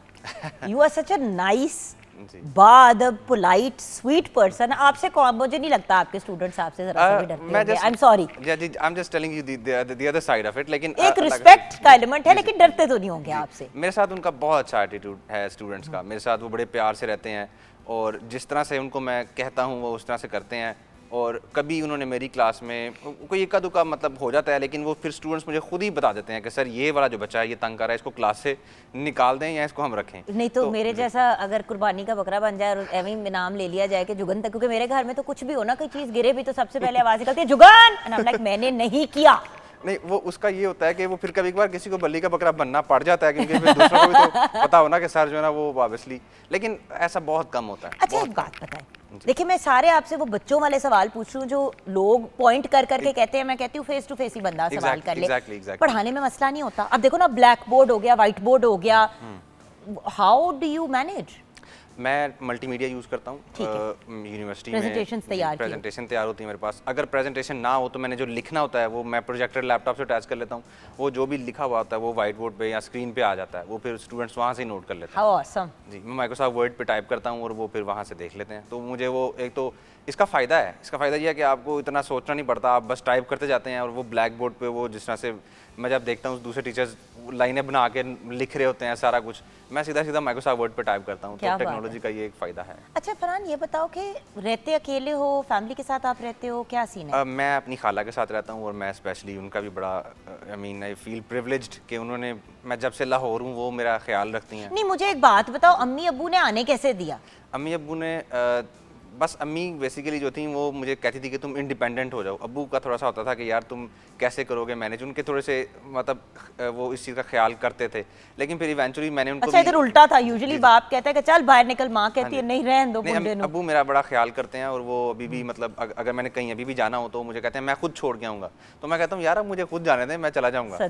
तो मेरी अम्मी लेकिन मुझे इस चीज़ पर बड़ा इंकरेज करती थी और फिर दोनों ही अब इंकरेज करते हैं। अब मतलब फिर मैं आ गया, बस दोस्तों ने भी कुछ इंकरेज किया और फिर यही सोचा कि अगर ज़िंदगी में आगे कुछ करना है तो निकलना पड़ेगा, वरना फिर मैं तो घर में बंद होकर बैठा रहूँगा। फरहान, आगे सोचा है marriage, children, family? Are you thinking about that? यानी क्योंकि देखिए मैंने दो किस्म की सिचुएशंस देखी हैं। एक खुद ही कह देते हैं कि जी हमने नहीं शादी करनी। नहीं, मैंने तो करनी है ना? जी जी। बस जी फरहान तो के लिए अगर कोई अच्छा रिश्ता मिले तो हमें प्लीज बताइएगा, लेकिन अप्रूव जुगन आप ही करेंगी। बिल्कुल एग्जैक्टली, ठीक है ना, आप ही अप्रूव करेंगी। डन हो गया। ओके, सो नाउ फरहान, इस पूरी जर्नी में अच्छा पीएचडी क्यों कर रहे हो? पीएचडी जाहिर सी बात है, मैं एकेडमिया में रहना चाहता हूँ और मैं एकेडमिया में रहने के लिए ऑब्वियसली आपको एक्सेल करना होता है और फिर मैं चाहता हूँ कि मुझे अपनी जो फील्ड है उसकी डेप्थ एंड ब्रेथ का पता चलता रहे, उसके साथ मैं कनेक्टेड पीएचडी का सब्जेक्ट क्या है आपका, थीसिस क्या है? मेरा अभी कोर्स वर्क ख़त्म हुआ है, होपफुली अगले कुछ दिनों में कॉम्प्रिहेंसिव भी हो जाएगा। वैसे मैं चाह रहा हूँ कि मीडिया लिटरेसी पे काम करूँ। Media literacy? जी, मीडिया लिटरेसी पे मैं टॉपिक सोच रहा हूँ अभी। I am working on it. मैंने कुछ प्रपोजल पे काम किया है, लेकिन उस पर भी मेरी डिस्कशन चल रही हैं लोगों से, सुपरवाइजर से अपने। क्या बात है, how brilliant. Okay, now I want to know Farhan कि जो लोग एक्चुअली अपने बच्चों को घर में बंद कर देते हैं, हमारे यहाँ ये बहुत आम बात है, स्पेशली जिनके बच्चे ऑटिस्टिक ज़रा हाई लेवल पे होते हैं, स्पेक्ट्रम पे जो होते हैं और ज़रा ज़्यादा होते हैं, उनके बिहेवियर प्रॉब्लम्स होते हैं, लोग उनको घरों में बंद कर देते हैं। सीपी हो, सेरेब्रल पाल्सी हो, इस किस्म के केसेस में स्पेशली आपने देखा है घर में बंद कर देते हैं, कहते हैं कि भाई आगे हमारी फैमिली में फिर शादियां नहीं कोई करेगा, रिश्ते नहीं आएंगे। Exactly. जबकि by the way 90% of the time कोई ताल्लुक नहीं होता जेनेटिक से, ये एक अनोमली हो जाती Exactly. है। सो द पॉइंट इज, एक तो इस सोच से बाहर निकलें, दूसरी बात किसी डिफरेंटली एबल्ड इंसान को देख के पॉइंट ना करें और अजीबोगरीब सवाल ना करें, बहुत इंसल्टिंग होता है। और कुछ थोड़ा सा इसके बारे में बात करेंगे, कौन सी चीजें बॉदर करती हैं फरहान, मैं समझता हूँ जो आप कि- चाहते हैं कि अवाम ना करें? मैं समझता हूँ कि आपको एक बड़ा फ्रेंडली एटमॉस्फेयर क्रिएट करना चाहिए विजुअली डिफरेंटली एबल्स के लिए। मैं छोटा सा एक सिर्फ मुझे आप एक 2-3 सेकंड में आपका इंटरव्यू है फरहान, छोटी बातें ना करें, बड़ी करें। मैं एक बात जैसे मैं आपको बताऊं कि मैं ज़िंदगी में अल्हम्दुलिल्लाह मुझे ज़िंदगी में बड़ी सपोर्ट मिली है। मैं जिस यूनिवर्सिटी में पढ़ाता हूँ, अब यकीन करें कि बड़े बड़े लोगों का ख्वाब होता है, लेकिन मैं वहाँ पे मतलब मेरी एक नौकरी की पूरी स्टोरी है, मैं कैसे वहाँ पे आया। मेरा 2 दफ़ा इंटरव्यू लिया गया था और उसके बाद जो मुझे सपोर्ट मिली, पहले ताहिर कामरान साहब थे जिन्होंने मुझे हायर किया, और फिर अभी वाइस चांसलर साहब जैदी साहब हैं। He is such a supportive and such उन्होंने ऐसा इन्वायरमेंट रखा, मेरी फैमिली ने ऐसा इन्वायरमेंट रखा मेरे लिए, तो मैं कामयाब हूँ।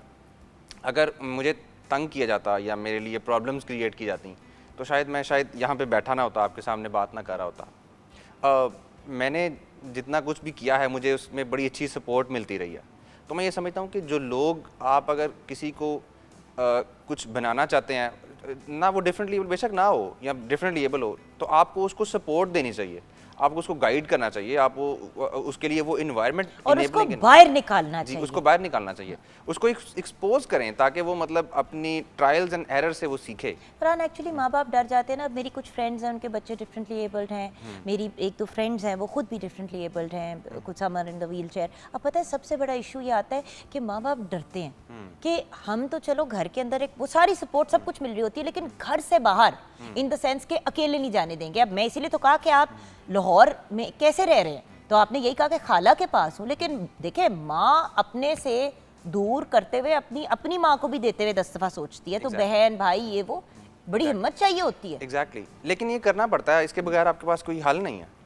और मेरे ख्याल से सबसे जो इसके लिए आपको सबसे पहले करना चाहिए, जो बंदा है या बंदी है जो भी, उनको आपको इतना स्ट्रॉन्ग कर दें कि वो उसको जो आपके माइंड में फियर्स हैं। मेरे पेरेंट्स के अलावा जो जितनी भी मेरी एक्सटेंडेड फैमिली थी वो इस चीज़ से डरती थी, ये गुम ना जाए, इसे कैसे पता चलेगा, ये गलत गाड़ी पे बैठ जाएगा। तो अल्हम्दुलिल्लाह मतलब पिछले कान चलते हैं, दिमाग चलता है, बाकी सारा कुछ चलता है, सिर्फ आंखों का एक इशू है। एग्जैक्टली तो अल्हम्दुलिल्लाह मैं सर्वाइव कर रहा हूँ। और सर्वाइव तो नहीं कर रहे भाई, बहुत माशाल्लाह अच्छी खुशहाल जिंदगी जी रहे हो। अल्हम्दुलिल्लाह। Young eligible bachelor we have on the show today माशाल्लाह। अच्छा Farhan, I want your message जी फॉर जिस मर्जी को देना चाहते हो पैगाम दो। मैं समझता हूँ कि मेरी लाइफ का एक कोट है, जो जब भी मैं कभी अपने आप को डिप्रेस्ड या मसले में महसूस करता हूँ तो मैं एक कोट याद कर लेता हूँ और फिर उसके बाद मेरी एनर्जी जो है ना वो वापस आने लगती है। और मैं हर जगह पे यही बात करता हूँ, वो यह कि बी मिजरेबल और motivate yourself, whatever has to be done it's always your choice. और मैं ये समझता हूँ कि अगर आप ज़िंदगी में इतना अपने आप को इनेबल कर लें कि आपको अच्छे बुरे का पता चलने लग जाए, तो उसके बाद फिर आप खुद जिम्मेदार हैं, आप अपनी ज़िंदगी को कैसे लेके चलना चाहते हैं। आप एक डिप्रेस्ड आइसोलेटेड किस्म का बंदा बनना चाहते हैं तो वो भी आप बन जाएं, अगर आपने अपने आप को कामयाब करना है, एक अच्छी जगह पे देखना है, तो आप वो भी कर सकते हैं। तो आई एम ग्लैड कि I opted the latter one. So proud of you Mohammad Farhan Ahmed. Allah आपको मज़ीद कामयाबी दे, PhD में भी आप सुरखरू हों और ज़िंदगी में हर एरिया जहाँ पे भी जो भी करना चाहते हो, अल्लाह ताला आपकी सारी जायज़ ख्वाहिशात को पूरा करे, आमीन। Thank you. और अब तो जुगना आपी की ख्वाहिश है कि मैं इनके लिए रिश्ता ढूंढूं। अच्छा चलो, काफ़ी छेड़ा-छाड़ी, मॉर्निंग शो हो और रिश्ते की और शादी की बना बात हो तो आपको पता ना फरहान शो में ना मुकम्मल रह जाता है। ये भी बेसिकली मसले हैं, ये लोगों के ना बस कुछ मिसकंसेप्शंस हैं जिसकी वजह से ना हम सफ़र करते हैं। मैं ये कहना चाहूँगा कि लोग पता नहीं समझते हैं कि ब्लाइंड बंदा वो पता नहीं उसके क्या मसले होंगे, वो मतलब कई लोग तो मुझे देखो एक बात है, if you and up with someone who can't see, anti ageing की सारी आपको जो है ना चीज़ों को मतलब आपको फिर एंटी एजिंग प्रोडक्ट लगाने की जरूरत नहीं है। बट एक बात बताऊं, ऐसा रिश्ता जो देखे बगैर ऐसे जो विजुअल्स पे ना बेस्ड हो, उससे ज्यादा मजबूत रिश्ता क्या होगा। 90% हम लोग रिश्ते करते ही इस बेस पे हैं कि ओ फलां इज गुड लुकिंग, लड़की बड़ी प्यारी है, लड़का बड़ा प्यारा है। अगर रिश्ते, रिलेशनशिप, अंडरस्टैंडिंग और पर्सनैलिटी पे बनाए जाएं तो शायद शादियां भी ज्यादा कामयाब हो जाए। ऐसे ही है, ऐसे ही है। Thank you so much Farhan. So viewers, आपकी मुलाकात कराई एक बहुत ही ब्रिलियंट पर्सनालिटी से। दुआओं में ज़रूर याद रखना है मोहम्मद फरहान अहमद और उनके पूरे ख़ानदान को। अल्लाह ताला इनको और इनके पूरे ख़ानदान को कामयाब करे, लंबी सेहत वाली ज़िंदगी अता फरमाए, आमीन।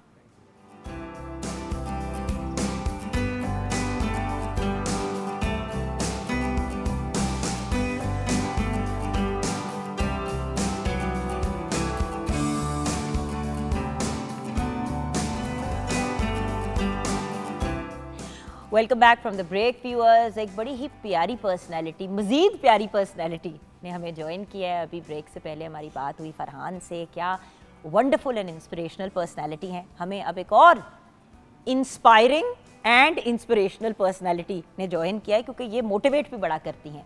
She is a fitness expert और माशाल्लाह से लाइफ कोच भी हैं। हमारे साथ हैं सुनैरा मलिक। अस्सलाम वालेकुम सुनैरा। वालेकुम अस्सलाम, कैसी है जुगनाम? बिल्कुल ठीक। ठीक-ठाक। सुनैरा, आप अभी बड़ी तारीफ कर रही थी फरहान की ब्रेक में। मैं दूसरों को मोटिवेट करती हूँ, लेकिन फरहान ने मुझे कर दिया और मैं कहती हूँ ये हमारे लिए इंस्पिरेशन है। मैं कहती हूँ हेड्स ऑफ यार कि माशाल्लाह आंखें नहीं है लेकिन वो माशाल्लाह इतने इंटेलिजेंट हैं, वे वाकई में हमारे लिए एक इंस्पिरेशन है। बिकॉज देखो बिनाई Give ना up होना नहीं करना। और मतलब आप ये देखिए कि एक छोटी सी टेक्निकल फॉल्ट कि ऑप्टिक नर्व जो है वो पैगाम नहीं दे रही, आंखें उनकी बिल्कुल नॉर्मल है। अच्छा, मतलब डॉक्टर्स ने कहा है कि जी आपकी आंखें बिल्कुल नॉर्मल है, वो पीछे से नर्व का इशू है जो पैगाम नहीं दे रही देखने को। तो लाइट देख सकते, बट वही वाली बात है ना सुनैरा, गिव अप करने को तो इंसान बड़ी आसानी से गिव अप कर जाता है। मैं अभी ब्रेक में हमारे जो प्रोड्यूसर हैं उमर, उनको यही कह रही थी कि उमर आप ये देखें कि हम लोग इतने केसेस सुनते हैं जहाँ पे बहुत प्यार बहुत लाड किया अपने स्पेशल या डिफरेंटली एबल्ड बच्चे को, लेकिन उसको घर से नहीं निकलने दिया। तो ब्लाइंड पर्सन्स और बहुत से ऐसे लोग जो हैं जो फॉर एग्जांपल सुन नहीं सकते या बोल नहीं पाते, वो काम तो फिर भी कर सकते हैं, बट हम उनको घरों में बंद कर देते हैं। बिल्कुल ऐसे ज्यादती है। अच्छा, ये तो चले ज्यादती है कि आपने ऐसे लोगों के साथ ऐसे किया, लेकिन अपनी ज़ात के साथ जो लोग ज्यादती करते हैं, मैं आज उस पर भी बात करना चाह रही हूँ, और वो है सबसे बड़ी ये कि अपनी सेहत का ख्याल नहीं रखते। बिल्कुल। अच्छा लेकिन मैं अपनी एक स्टोरी सुनाती हूँ कि मेरे फादर की ना जल्दी डेथ हो गई थी और मेरी अम्मी जो है वो माशा से, अब्बू पहलवान थे अंदरून शहर के रहने वाले और अम्मी उनकी खाला फूफा की बेटी थी। तो अब्बू ने, अब्बू पहलवान थे? जी, हम लोग अंदरून शहर के रहने वाले। आपको अब्बू की जीन्स नहीं मिली? सही, ऐसे ही है। तो अब्बू ने अम्मी को कहा था कभी मोटा नहीं होना, तुम्हें 3 वर्कआउट्स बताऊंगा, वो तुमने करते रहना है। तो मैंने अपनी लाइफ में अपनी माँ को देखा कि सुबह स्कूल जब उठाती थी, तैयार करने के बाद, नाश्ते के बाद वो वर्कआउट करती थी। उसके बाद उन्होंने उनकी सोच ये थी कि मैं अपने बेटों के साथ साथ अपनी बेटियों को भी इसी फील्ड में लेके आऊँ, ट्रेनिंग की। फिर अब्बू की डेथ हो गई, जो अम्मी ने हमें बाहर भेजा कि कुछ कोर्सेज करो, तो अम्मी ने हमें फिटनेस में भेजा और उस टाइम पे इसका स्कोप नहीं था। बड़े लोगों ने कहा कि लड़कियों को लड़कों वाले शौक, जीन्स पहनेंगी, बाहर निकलेंगी, बाप सर पे नहीं है, क्या कर रही हो तुम। यानी कि मेरी अम्मी को बहुत डिग्रेड किया, वो बेचारी बहुत मुश्किलों से इन्होंने हमें किया। जबकि अगर बाप सर पे नहीं है, भाई बहन छोटे हैं, तो अपने बच्चों को और उनको आपस में इतना स्ट्रॉन्ग करो कि वो दुनिया का सामना कर सके। और हम लोग बच्चे ऐसे थे जो बहुत डरे हुए, हम कुछ होता है बचपन में, कुछ केसेस ऐसे हो जाते हैं, लेकिन मेरी मदर ने हमें भेजा, बड़े फाइट किया लोगों से, लेकिन क्या किया मेरी माँ ने, हमारा शौक, हम लड़कियों को घर में बंद नहीं किया, लड़कों के साथ साथ लड़कियों को भी स्ट्रॉन्ग किया। आज क्या है कि फिटनेस का स्कोप है, आज फिटनेस हर बंदा मांगता है भाई, क्योंकि बात ये कि सुनैरा, ये बात हम अक्सर शो पे करते हैं कि इसी बॉडी में सारी जिंदगी गुजारनी है।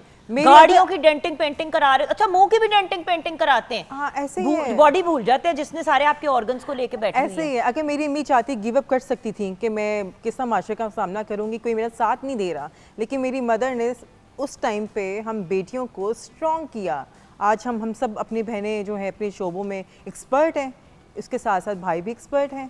तो यानी गिव अप नहीं करना चाहिए, और उसी से ये अम्मी से कॉन्फिडेंस ये मिला कि लाइफ में जाओ। वो कहते हैं ना, शेर की आंख सोने का रवाला, तो वो मेरी अम्मी ने रखा हुआ है और कहा हुआ है कि जिस चीज़ का शौक है हर चीज़ को सीखो, हर चीज़ को बस करो। नाक नहीं कटानी, हाँ, अपनी इज्जत और अपनी रिस्पेक्ट को मेरी अम्मी का भी यही पॉइंट था Respect. कि अपनी इज्जत और अपनी सेल्फ रिस्पेक्ट को बरकरार रखना है और कभी भी अपने आप को कॉम्प्रोमाइज नहीं करना कामयाबी के लिए। बस ऐसे ही है। अल्लाह ताला ने हर इंसान को कोई ना कोई टैलेंट दिया हुआ है, चाहे वो डिग्री ले कहीं जाए या ना जाए। इंसान को कोई ना कोई हुनर ज़रूर दिया हुआ है। अगर इंसान अपने आप को जान ले कि मेरे में ऐसा क्या टैलेंट है, गिव अप ना करे, देखे कि किस चीज़ में शौक रखता है। अच्छा, ये तो हो गया नॉट टू गिव अप, अपने आप को आपने मनवाया और माशाल्लाह you have a very big following on social media. I know a lot of your people जो आपसे एक्सरसाइज भी करते हैं, मुझे भी टिप्स चाहिए होती हैं, मैं आपसे पूछ लेती हूँ, बिल्कुल। स्पेशली जब मैं ट्रैवल कर रही होती हूँ।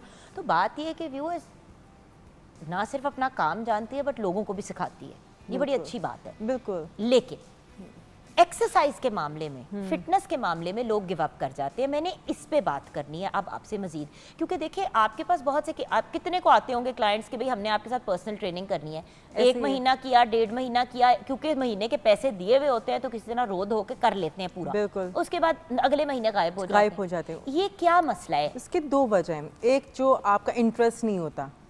लोग कहते हैं शॉर्टकट मिल जाए, कोई मेडिसिन मिल जाए, या कुछ ऐसा डाइटिंग, क्रश असल डाइटिंग में कर लोग ले। वेट लूज करना चाहते हैं, सिर्फ उनकी मोटिवेशन ये होती है एक्सरसाइज की, ये नहीं होती कि सेहतमंद होना है। हाँ, ये चीज़ कि वो ये नहीं चाहते कि हम लोग अच्छे तरीके से अपने आप को स्मार्ट करें। वो कहते हैं बस पतला होना है, इतना हो जाना है, चाहे शक्ल ख़राब हो जाए, जो मर्जी हो जाए। एक शौक नहीं होता है और एक मेहनत नहीं करनी है। दूसरा, आपको अपने घर से एक मोटिवेशन नहीं मिलती है। अब मेरे पास कुछ ऐसी क्लाइंट्स होती हैं जो मैरिड होती हैं और हस्बैंड का काफ़ी ज़ोर होता है कि मोटी हो गई हो, पतली हो, तो वो इस हार्ट से बाहर अव्वल तो निकलती हैं। कितनी बुरी बात है, बहुत बुरी बात है। मर्दों को, स्पेशली हस्बैंड्स को, वाइफ्स को, एक दूसरे को, जो एक दूसरे का सबसे बड़ा सपोर्ट सिस्टम है, जब वो इस तरह की बातें करेंगे, बिल्कुल ऐसे और देखो मियाँ के कहने पे जाके एक्सरसाइज करो, कोई पतला आप नहीं नहीं हुआ हो आज तक। सकते, बिल्कुल भी नहीं हो सकते हैं। आप यकीन करें, और मियाँ का रिश्ते- क्या बनता है, वो अपने अपने अपने वजूद को ठीक करे। बिल्कुल। कहते हैं कि ज़ुनैरा, वो जब आपको फेस पे कहते हैं तो मोटी हो गई, अपने आप को देखो, कोई कपड़ा सूट नहीं करता, फिर वो रोना स्टार्ट हो जाती हैं। फिर मैं सोचती हूँ इनके मेंटल हेल्थ को ठीक किया जाए पहले, या फिर इनको फिटनेस का पहला चैप्टर सुनाया जाए। तो पहले मेन चीज़ तो आपकी मेंटल हेल्थ है।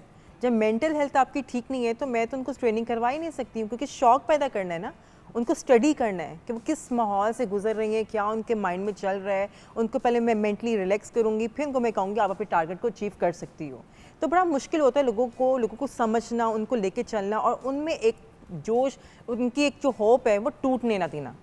तो लोग बड़ी चीज़ें, हर तरह का बंदा है और अपने इन्वायरमेंट को लेके चल रहा है, इसलिए हर चीज़ को समझना बड़ा ही मुश्किल होता है जब इंसान डीमोटिवेट हो रहा हो।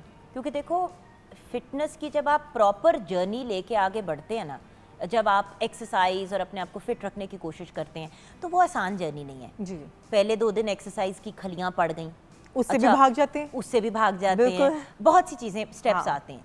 अपने आप को मोटिवेटेड बंदा कैसे रखे ज़ुनैरा? बिकॉज देखो कभी कभी मुझे भी होता है, अब जैसे कि अगर ड्रामे की शूट के लिए गई, 3-4 दिन एक्सरसाइज छूट गई, तो ऐसी ही छूट जाती है कि जब तक घर वापस बिल्कुल। रूटीन में ना हो। मैं तो भी क्लाइंट कहती पहले ये बताओ आपकी इंस्पिरेशन क्या है, आप क्या बनना चाहते हो, किसको कॉपी करना चाहते हो, या अपनी कोई इंस्पिरेशन है या फिर अपने आप में कुछ बनना चाहते हो। तो पहले उनमें उनको मोटिवेट करना पड़ता है कि अगर आपने स्मार्ट होना है तो आपको हेल्दी वे से होना है, आपको ट्रेनिंग भी करनी है ताकि बॉडी जो है वो सैगी ना हो। तो ट्रेनिंग तो ज़रूरी है, उसके साथ आपको गाइड किया जाता है डाइट को लेके। यानी कि एक क्लाइंट है, उसको हम ऐसा नहीं कर सकते वो आया, उसको ट्रेनिंग करवाया, भगा दिया, बस ठीक है। आपको No, उसके हिसाब से चलना है। बिल्कुल। देखिए व्यूअर्स, पर्सनल ट्रेनिंग में और जिम जाके किसी ट्रेनर से पूछने की कि जी मैंने क्या करना है, बड़ा फर्क होता है।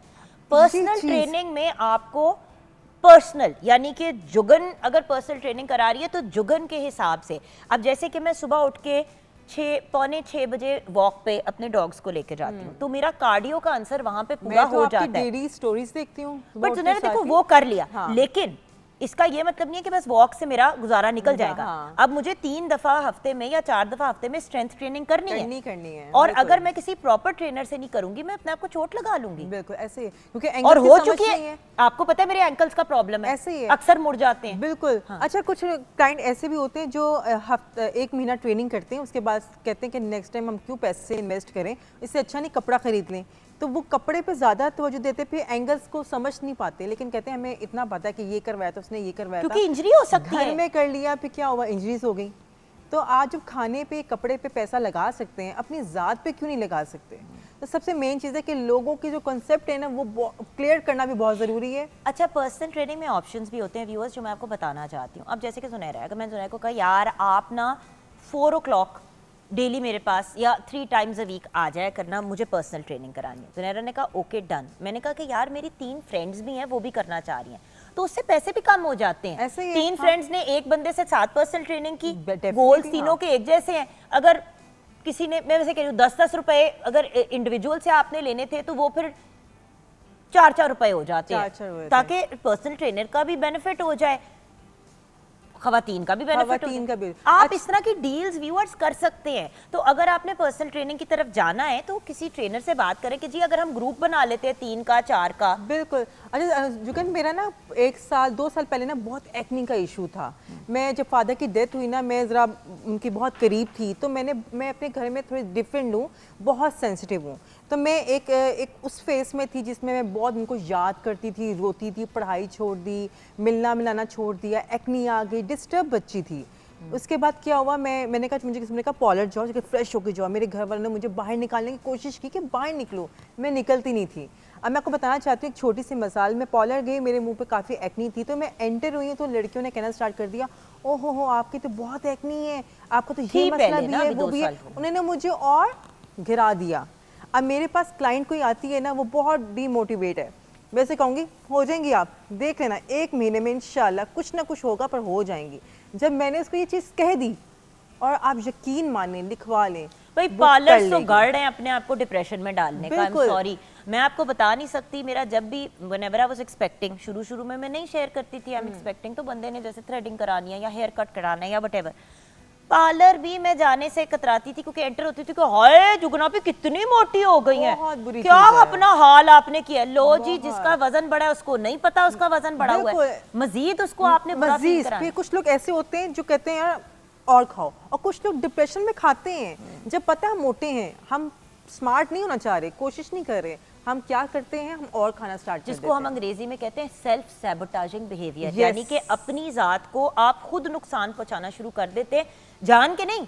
आपको एक्चुअली भूख लग रही होती है, बिल्कुल, क्योंकि ऐसे है। आपको खाने से सुकून मिलता है। सुकून मिलता है। सो जब मैं कहती हूँ ना मुंह बंद करना पड़ता है और एक्सरसाइज करनी पड़ती है, इसका ये मतलब नहीं है भूखा मरना पड़ता है। हाँ, हेल्दी healthy। चॉइसेस करें, भूख लगी है गाजर और खीरे खा लें। आपने अगर चिप्स का पैकेट खोल के खाना है तो उसका फिर मैं तो या जुनैरा तो कुछ नहीं कर सकते ना। बिल्कुल। अच्छा, मुझे लगता है आज के टाइम में कोई अच्छी टिप देना भी समझता है यार नहीं, ये पतला ना हो जाए। आज के ज़माने में लोग आला ज़र्फ होते हैं उन लोगों का जो आपको अच्छी बात बता देते हैं, आपका गम कम कर देते हैं या आपकी तारीफ़ कर देते हैं। मुझे लगता है वो आला ज़र्फ है, क्योंकि अब लोग कमेंट करते भी घबराते हैं कि यार कमेंट नहीं करना, कहीं इसके ज़्यादा कमेंट्स ना हो जाएं। मैंने बहुत से ऐसे लोग देखे हैं, लेकिन मुझे लगता है कि as a trainer, as a personal trainer, मुझे लगता है कि जब मैं अपने क्लाइंट को उसके गोल्स को अचीव करवा दूंगी, ये मेरी जीत है। अच्छा, 3 फिटनेस की टिप्स दे दो हमें, क्योंकि उसके बाद हम ब्रेक की तरफ जाएंगे और जब ठीक है। वापस आएंगे तो फिर कुछ और सहेलियां होंगी, फिर गपशप बदल जाएगी। बिल्कुल। अच्छा, अक्सर लोग कहते हैं वॉक करो, वॉक, हम कुछ और नहीं करे वॉक करते हैं। मेरी नज़र में वॉक जो है वेस्ट ऑफ टाइम है। क्यों? क्योंकि आज के ज़माने में इतना टेंशन है महंगाई को लेके, लोग वॉक कर रहे होते, सोच रहे होते हैं, वो वॉक नहीं कर रहे होते। या फिर पार्टनर को रखते हैं जो आज वॉक करने चलेंगे, मुझसे अकेले वॉक नहीं होती, तो मेरे साथ चलो वॉक करते हैं। तो वो टाइम अपना निकाल रहे हैं, वो ना तो वॉक नहीं कर रहे। मैं कहती हूँ जॉगिंग, कि जॉगिंग में आपको अच्छा, हाँ, स्वेटिंग होती मैंने है, walk sweating and होती running है। से बिल्कुल ठीक है। यस, बेशक 5 मिनट आप वॉक कर लो, 5 मिनट रनिंग कर लो, यानी कि चेंज करो, जिसको ताकि interval आप training कहते हैं। जी। तो जॉगिंग जो है सबसे बेस्ट है। अगर आप कुछ और नहीं करना अगर चाहते आपके गोडों का नीज का प्रॉब्लम नहीं है और अगर आप फ्लैट फुटेड नहीं है नहीं है तो हाँ। आप जॉगिंग करें। इसके साथ साथ घर में मेडिटेशन लें। मेडिटेशन से आप जल्दी बूढ़े नहीं होते हैं, आप यंग रहते हैं, फ्रेश रहते हैं। उससे क्या होता है कि जब आप अपने आप को थोड़ा टाइम देते हैं ना, अपने आप को समझते हैं, और अपने साथ और अपनी बॉडी के साथ कनेक्शन स्ट्रॉन्ग करना बहुत ज़रूरी है। बहुत से लोग हैं जिनको अपनी बॉडी का नहीं पता होता क्या फूड सूट कर रहा है, क्या वर्कआउट सूट कर रहा है, इसलिए मेडिटेशन बहुत ज़रूरी है। ये 2 चीज़ें हो गई। इसके साथ साथ आप जुम्बा करें। म्यूज़िक तो हर कोई सुनता है, तो थोड़ा बहुत अपनी बॉडी को मूव करें, अपनी बॉडी को हिलाएं, हरकत में लेके आएँ। बहुत से लोग हैं लेज़ी हैं जो कहते हैं हमसे नहीं होता, ग्लास भी उठा के नहीं पानी पिएंगे, आवाज़ दे देंगे। अपनी बॉडी को मूव में लेकर आएँ, योगा करें, जुम्बा करें, इसके साथ साथ मेडिटेशन लें, जॉगिंग करें। जॉगिंग सबसे बेस्ट है। ऑसम। इसी पॉइंट पे हम ब्रेक की तरफ जाएंगे। ब्रेक के बाद कुछ बहुत ही टैलेंटेड और ब्रिलियंट यंग लोग हमें मज़ीद ज्वाइन करेंगे। अब मैंने सोचा कि एक मोटिवेशनल इंस्पिरेशनल स्टोरी हो गई, तो अब कुछ ख़वातीन के मसाइल भी डिस्कस करते हैं ब्रेक के बाद।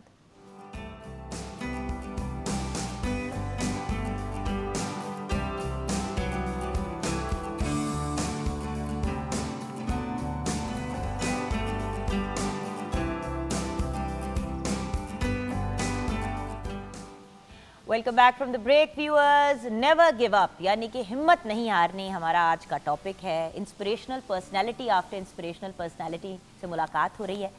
एक बहुत ही प्यारी और टैलेंटेड एक्ट्रेस हमारे साथ हैं। She is also model, Faiza Mughal. अस्सलाम वालेकुम फ़ायज़ा। वालेकुम अस्सलाम। कैसी हैं हैं?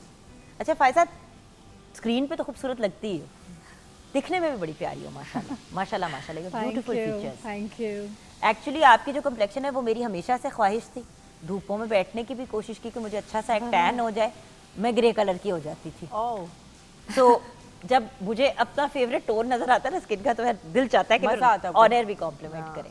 अच्छा, एक बात बताओ फ़ायज़ा, हम जो ये बात कर रहे हैं कि नेवर गिव अप, इसके बारे में आप क्या कहना चाहोगी, हिम्मत ना हारने के बारे में? अपनी कहानी ज़रा शेयर करो। एक्चुअली ऐसा है कि जब मैंने अपना करियर स्टार्ट किया था और मुझे काफ़ी शौक है एक्टिंग का, मेरी मामा को काफ़ी शौक है मेरी एक्टिंग का, वो चाहते हैं कि मैं एक बिग स्क्रीन पे नज़र आऊँ। इंशाल्लाह। और मेरे कुछ फ्रेंड्स थे जो कि काफ़ी क्लोज फ्रेंड थे, उन्होंने मुझे एक बार बोला कि your colour is very tan, तो आप कभी भी मॉडल या एक्ट्रेस नहीं बन सकती हो, तुम्हारे वो फीचर्स नहीं पूरी हैं। दुनिया में सुपर मॉडल्स हैं ही ना। ऐसे ही है। तो उन्होंने मुझे ऐसे काफ़ी वो किया और डीमोटिवेट किया। लेकिन मैंने कभी हिम्मत नहीं हारी। कुछ देर के लिए मुझे हुआ था कि क्या मैं वाकई इतनी टैन हूँ, क्या मैं एक्टिंग नहीं कर सकती हूँ। फिर लेकिन मेरी मामा ने बोला कि नहीं, you are a very beautiful girl और तुम कर सकती हो, you can do it everything. और फिर उन्होंने मुझे पुश किया और फिर मैंने एक सोचा कि मैं गिव अप कभी भी नहीं करूँगी, मैं किसी की बातों को नहीं सुनूंगी। अब भी हम यही ब्रेक से पहले बात कर रहे थे, मैं आपको बता नहीं सकती कि वही कि मतलब इनको एक्ने की प्रॉब्लम थी 2 साल पहले। ये गई पार्लर वाली लड़कियों ने एंट्री पे ही कहना शुरू कर दिया कि हाय आपकी तो इतनी एक्नी है, हाय आप। बंदा ऑलरेडी डाउट में होता है, आप और उसका बेड़ा गर्क कर देते हैं इस तरह आप और उनको डाउन कर देते हो। भाई नया जब बंदा फील्ड में आता है तो बंदा बहुत डरा हुआ मैं होता है। रोती रही थी। मैं तो शीशे में शक्ल नहीं देखती थी जुगन, मैं आपको सही बता रही हूँ कि मैं अल्लाह की मैं देखती नहीं थी कि मुझे अपने आप से नफरत हो गई थी। उफ उफ। फिर मुझे मेरी अम्मी ने कहा ये गुनाह है, तुम गुनाह कर रही हो, लेकिन लोगों ने मुझे कहना स्टार्ट कर दिया है। बिल्कुल ऐसे ही है। तो आपकी माई होती है जो मेरे ख्याल से आपको जिंदा करती है कि तुम उसी हाल में प्यारी हो। बिल्कुल। अच्छा, फिर एक्चुअली फिर मैंने सोचा कि मैं क्यों किसी की बातों में जाऊं और तो इग्नोर फील्ड करूं। में कैसे आई? फील्ड में एक्चुअली मेरी मामा को काफ़ी शौक था कि मैं ड्रामाज में आऊँ। उन्होंने मुझे पुश किया और उन्होंने कहा नहीं नहीं तुम करोगे। एक्चुअली मेरा तो नहीं था लेकिन इंटरेस्ट। फिर मैंने फर्स्ट ड्रामा किया स्वाहेली के साथ, फिर डे बाय डे मैं करती गई काफ़ी ड्रामास किए। फिर मैं अब कराची मूव ऑन हो गई हूँ, लाहौर से कराची। और फिर छोड़ गई हमें लाहौरियों को, एक और छोड़ के चली गई सुनहरा हमें। ये भी मेरी अम्मा की ख्वाहिश थी कि तुम लाहौर होती हो, अब लाहौर से कराची चले जाओ।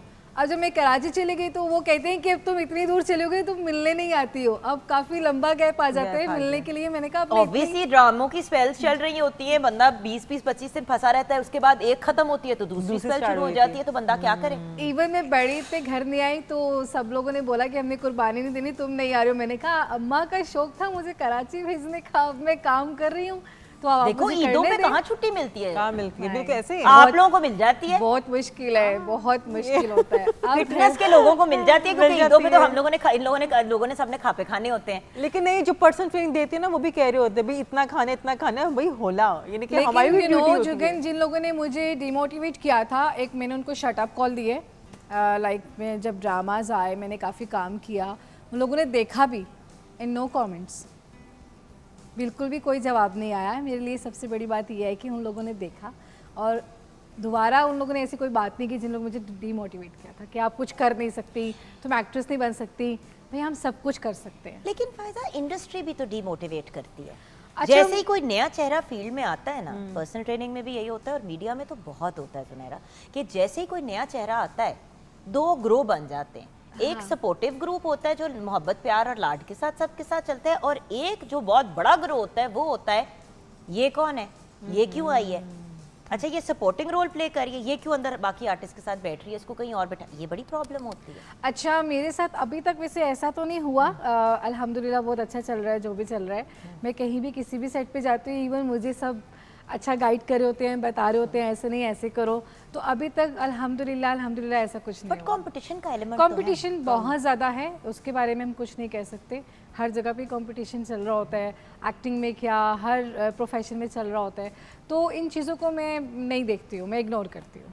अच्छा, जिस तरह हमारा बॉडी फैट चेक होता है हर महीने कि जिसका बेस्ट होगा उसको इनाम मिलेगा, तो हमारे पे भी बहुत एक प्रेशर होता है भाई, इनके पूरा कंपटीशन लगा होता है कि वो लड़की ज़्यादा पतली है, तुम स्मार्ट नहीं हो, तुम्हारा ये प्रॉब्लम है इस फील्ड में रह के भी, तो और हमारे देखो पे बात प्रेशर ये कि फिटनेस के अंदर अब जहाँ पे हम बॉडी शेमिंग को मना करते हैं, हाँ। वहाँ पे फिटनेस में तो ये एक फिटनेस का हिस्सा है। हिस्सा है। मुझे याद है कि मैं जब फर्स्ट प्रोजेक्ट करी थी तो मुझे एक प्रोड्यूसर ने बात की थी, नाम नहीं लूँगी, उन्होंने कहा योर फेस वेरी फैटी। तो मैंने कहा अब मैं क्या करूँ, मैंने 3 मंथ सोची कि डाइट कर रही हूँ। 3 मंथ्स मैंने डाइट की, कराची जाके मैंने चपाती नहीं खाई, मैंने राइस नहीं खाए, मैं इतना डाइट मैंने किया, इतना डाइट किया, इवन मैंने वर्कआउट भी किया, जिम गई, सब कुछ किया। अब मेरा फिजिक कैसी देखो है, हमारे आपका और मेरी मेरा physique राउंड फेस कैसी है, you and I have a round face. हाँ। ज़ुनैरा का जरा Round यू नो, face है। अब ज़ुनैरा's face is different, she has more Different है। Pointed features. अब उसका अपना, हमारी शेफ का भी, मेरी तो फातिमा का भी, हाँ, यू हैव राउंडर फीचर्स। अब बात ये कि जब राउंड फीचर्स होते हैं तो आप कितना भी वजन कम कर लें, आपका चेहरा एक ऐसा सिंपल ही का रहता लगता है ही ना, है। कुछ ऐसे भी ही कर लो तो वैसे क्या ही। करें, मुंह की लाइपोसक्शन करा लें? हो सकती है मुंह की, ऐसे ही नहीं है। मुंह की नहीं हो सकती। खैर एनीवेज मैंने फिर कहा कि इट्स ओके, मैं जैसी भी हूँ वैसी ठीक हूँ, जब होना होगा मैं हो जाऊंगी, I am okay now. I like your attitude, बड़ी Thank अच्छी बात है you, ताज़ा। thank पता है you. होता ये कि यूजुअली लोग कहते ठीक है मैं वेट भी कम कर लूंगी, मैं ये भी कर लूंगी, मैं वो भी कर लूंगी। भाई हर कैरेक्टर, हर रोल के लिए कोई ना कोई आर्टिस्ट आपको मिल जाता है। अगर तो आपने सिर्फ टरखाने के लिए बस कोई एक नाम हो अंदर फिट करना है वो तो और बात है, लेकिन हर बंदे के स्ट्रेंथ्स है। ऐसे ही है। ऐसा ही है। अच्छा, अब सबसे ज्यादा मोटिवेशनल स्टोरी आपकी जिंदगी में क्या रही है? सबसे पहले आप। मेरा एक बहुत बुरा एक्सपीरियंस है, मैं डिज़ाइनिंग करती थी, मेरी आर्ट्स बहुत अच्छी है, तो अब्बू के फौत होने के बाद मैंने लगता है मैंने ज़िंदगी में बहुत कुछ सीखा। मैंने स्केच करना स्टार्ट कर दिया, मैं अपनी बातें किसी से शेयर नहीं करती थी, तो स्केच बनाना, उसमें सारी अपनी गुस्सा निकाल देना, अपनी चीज़ें शेयर करना। तो मुझे हमारे घर में गेस्ट आए, अम्मी के जाने वाले थे, वो उनकी बहुत बड़ी फैक्ट्री थी, उनकी शॉप थी, बुटीक थी। जब वो घर आए उन्होंने देखा कि भाई स्केच पड़े में किसके पड़े, कौन बनाता है, तो उन्होंने कहा मेरी बेटी बनाती है। तो उन्होंने कहा तुम अपने आप को ज़ाया कर रही हो, मेरी फैक्ट्री आओ, डिज़ाइनिंग स्टार्ट करो।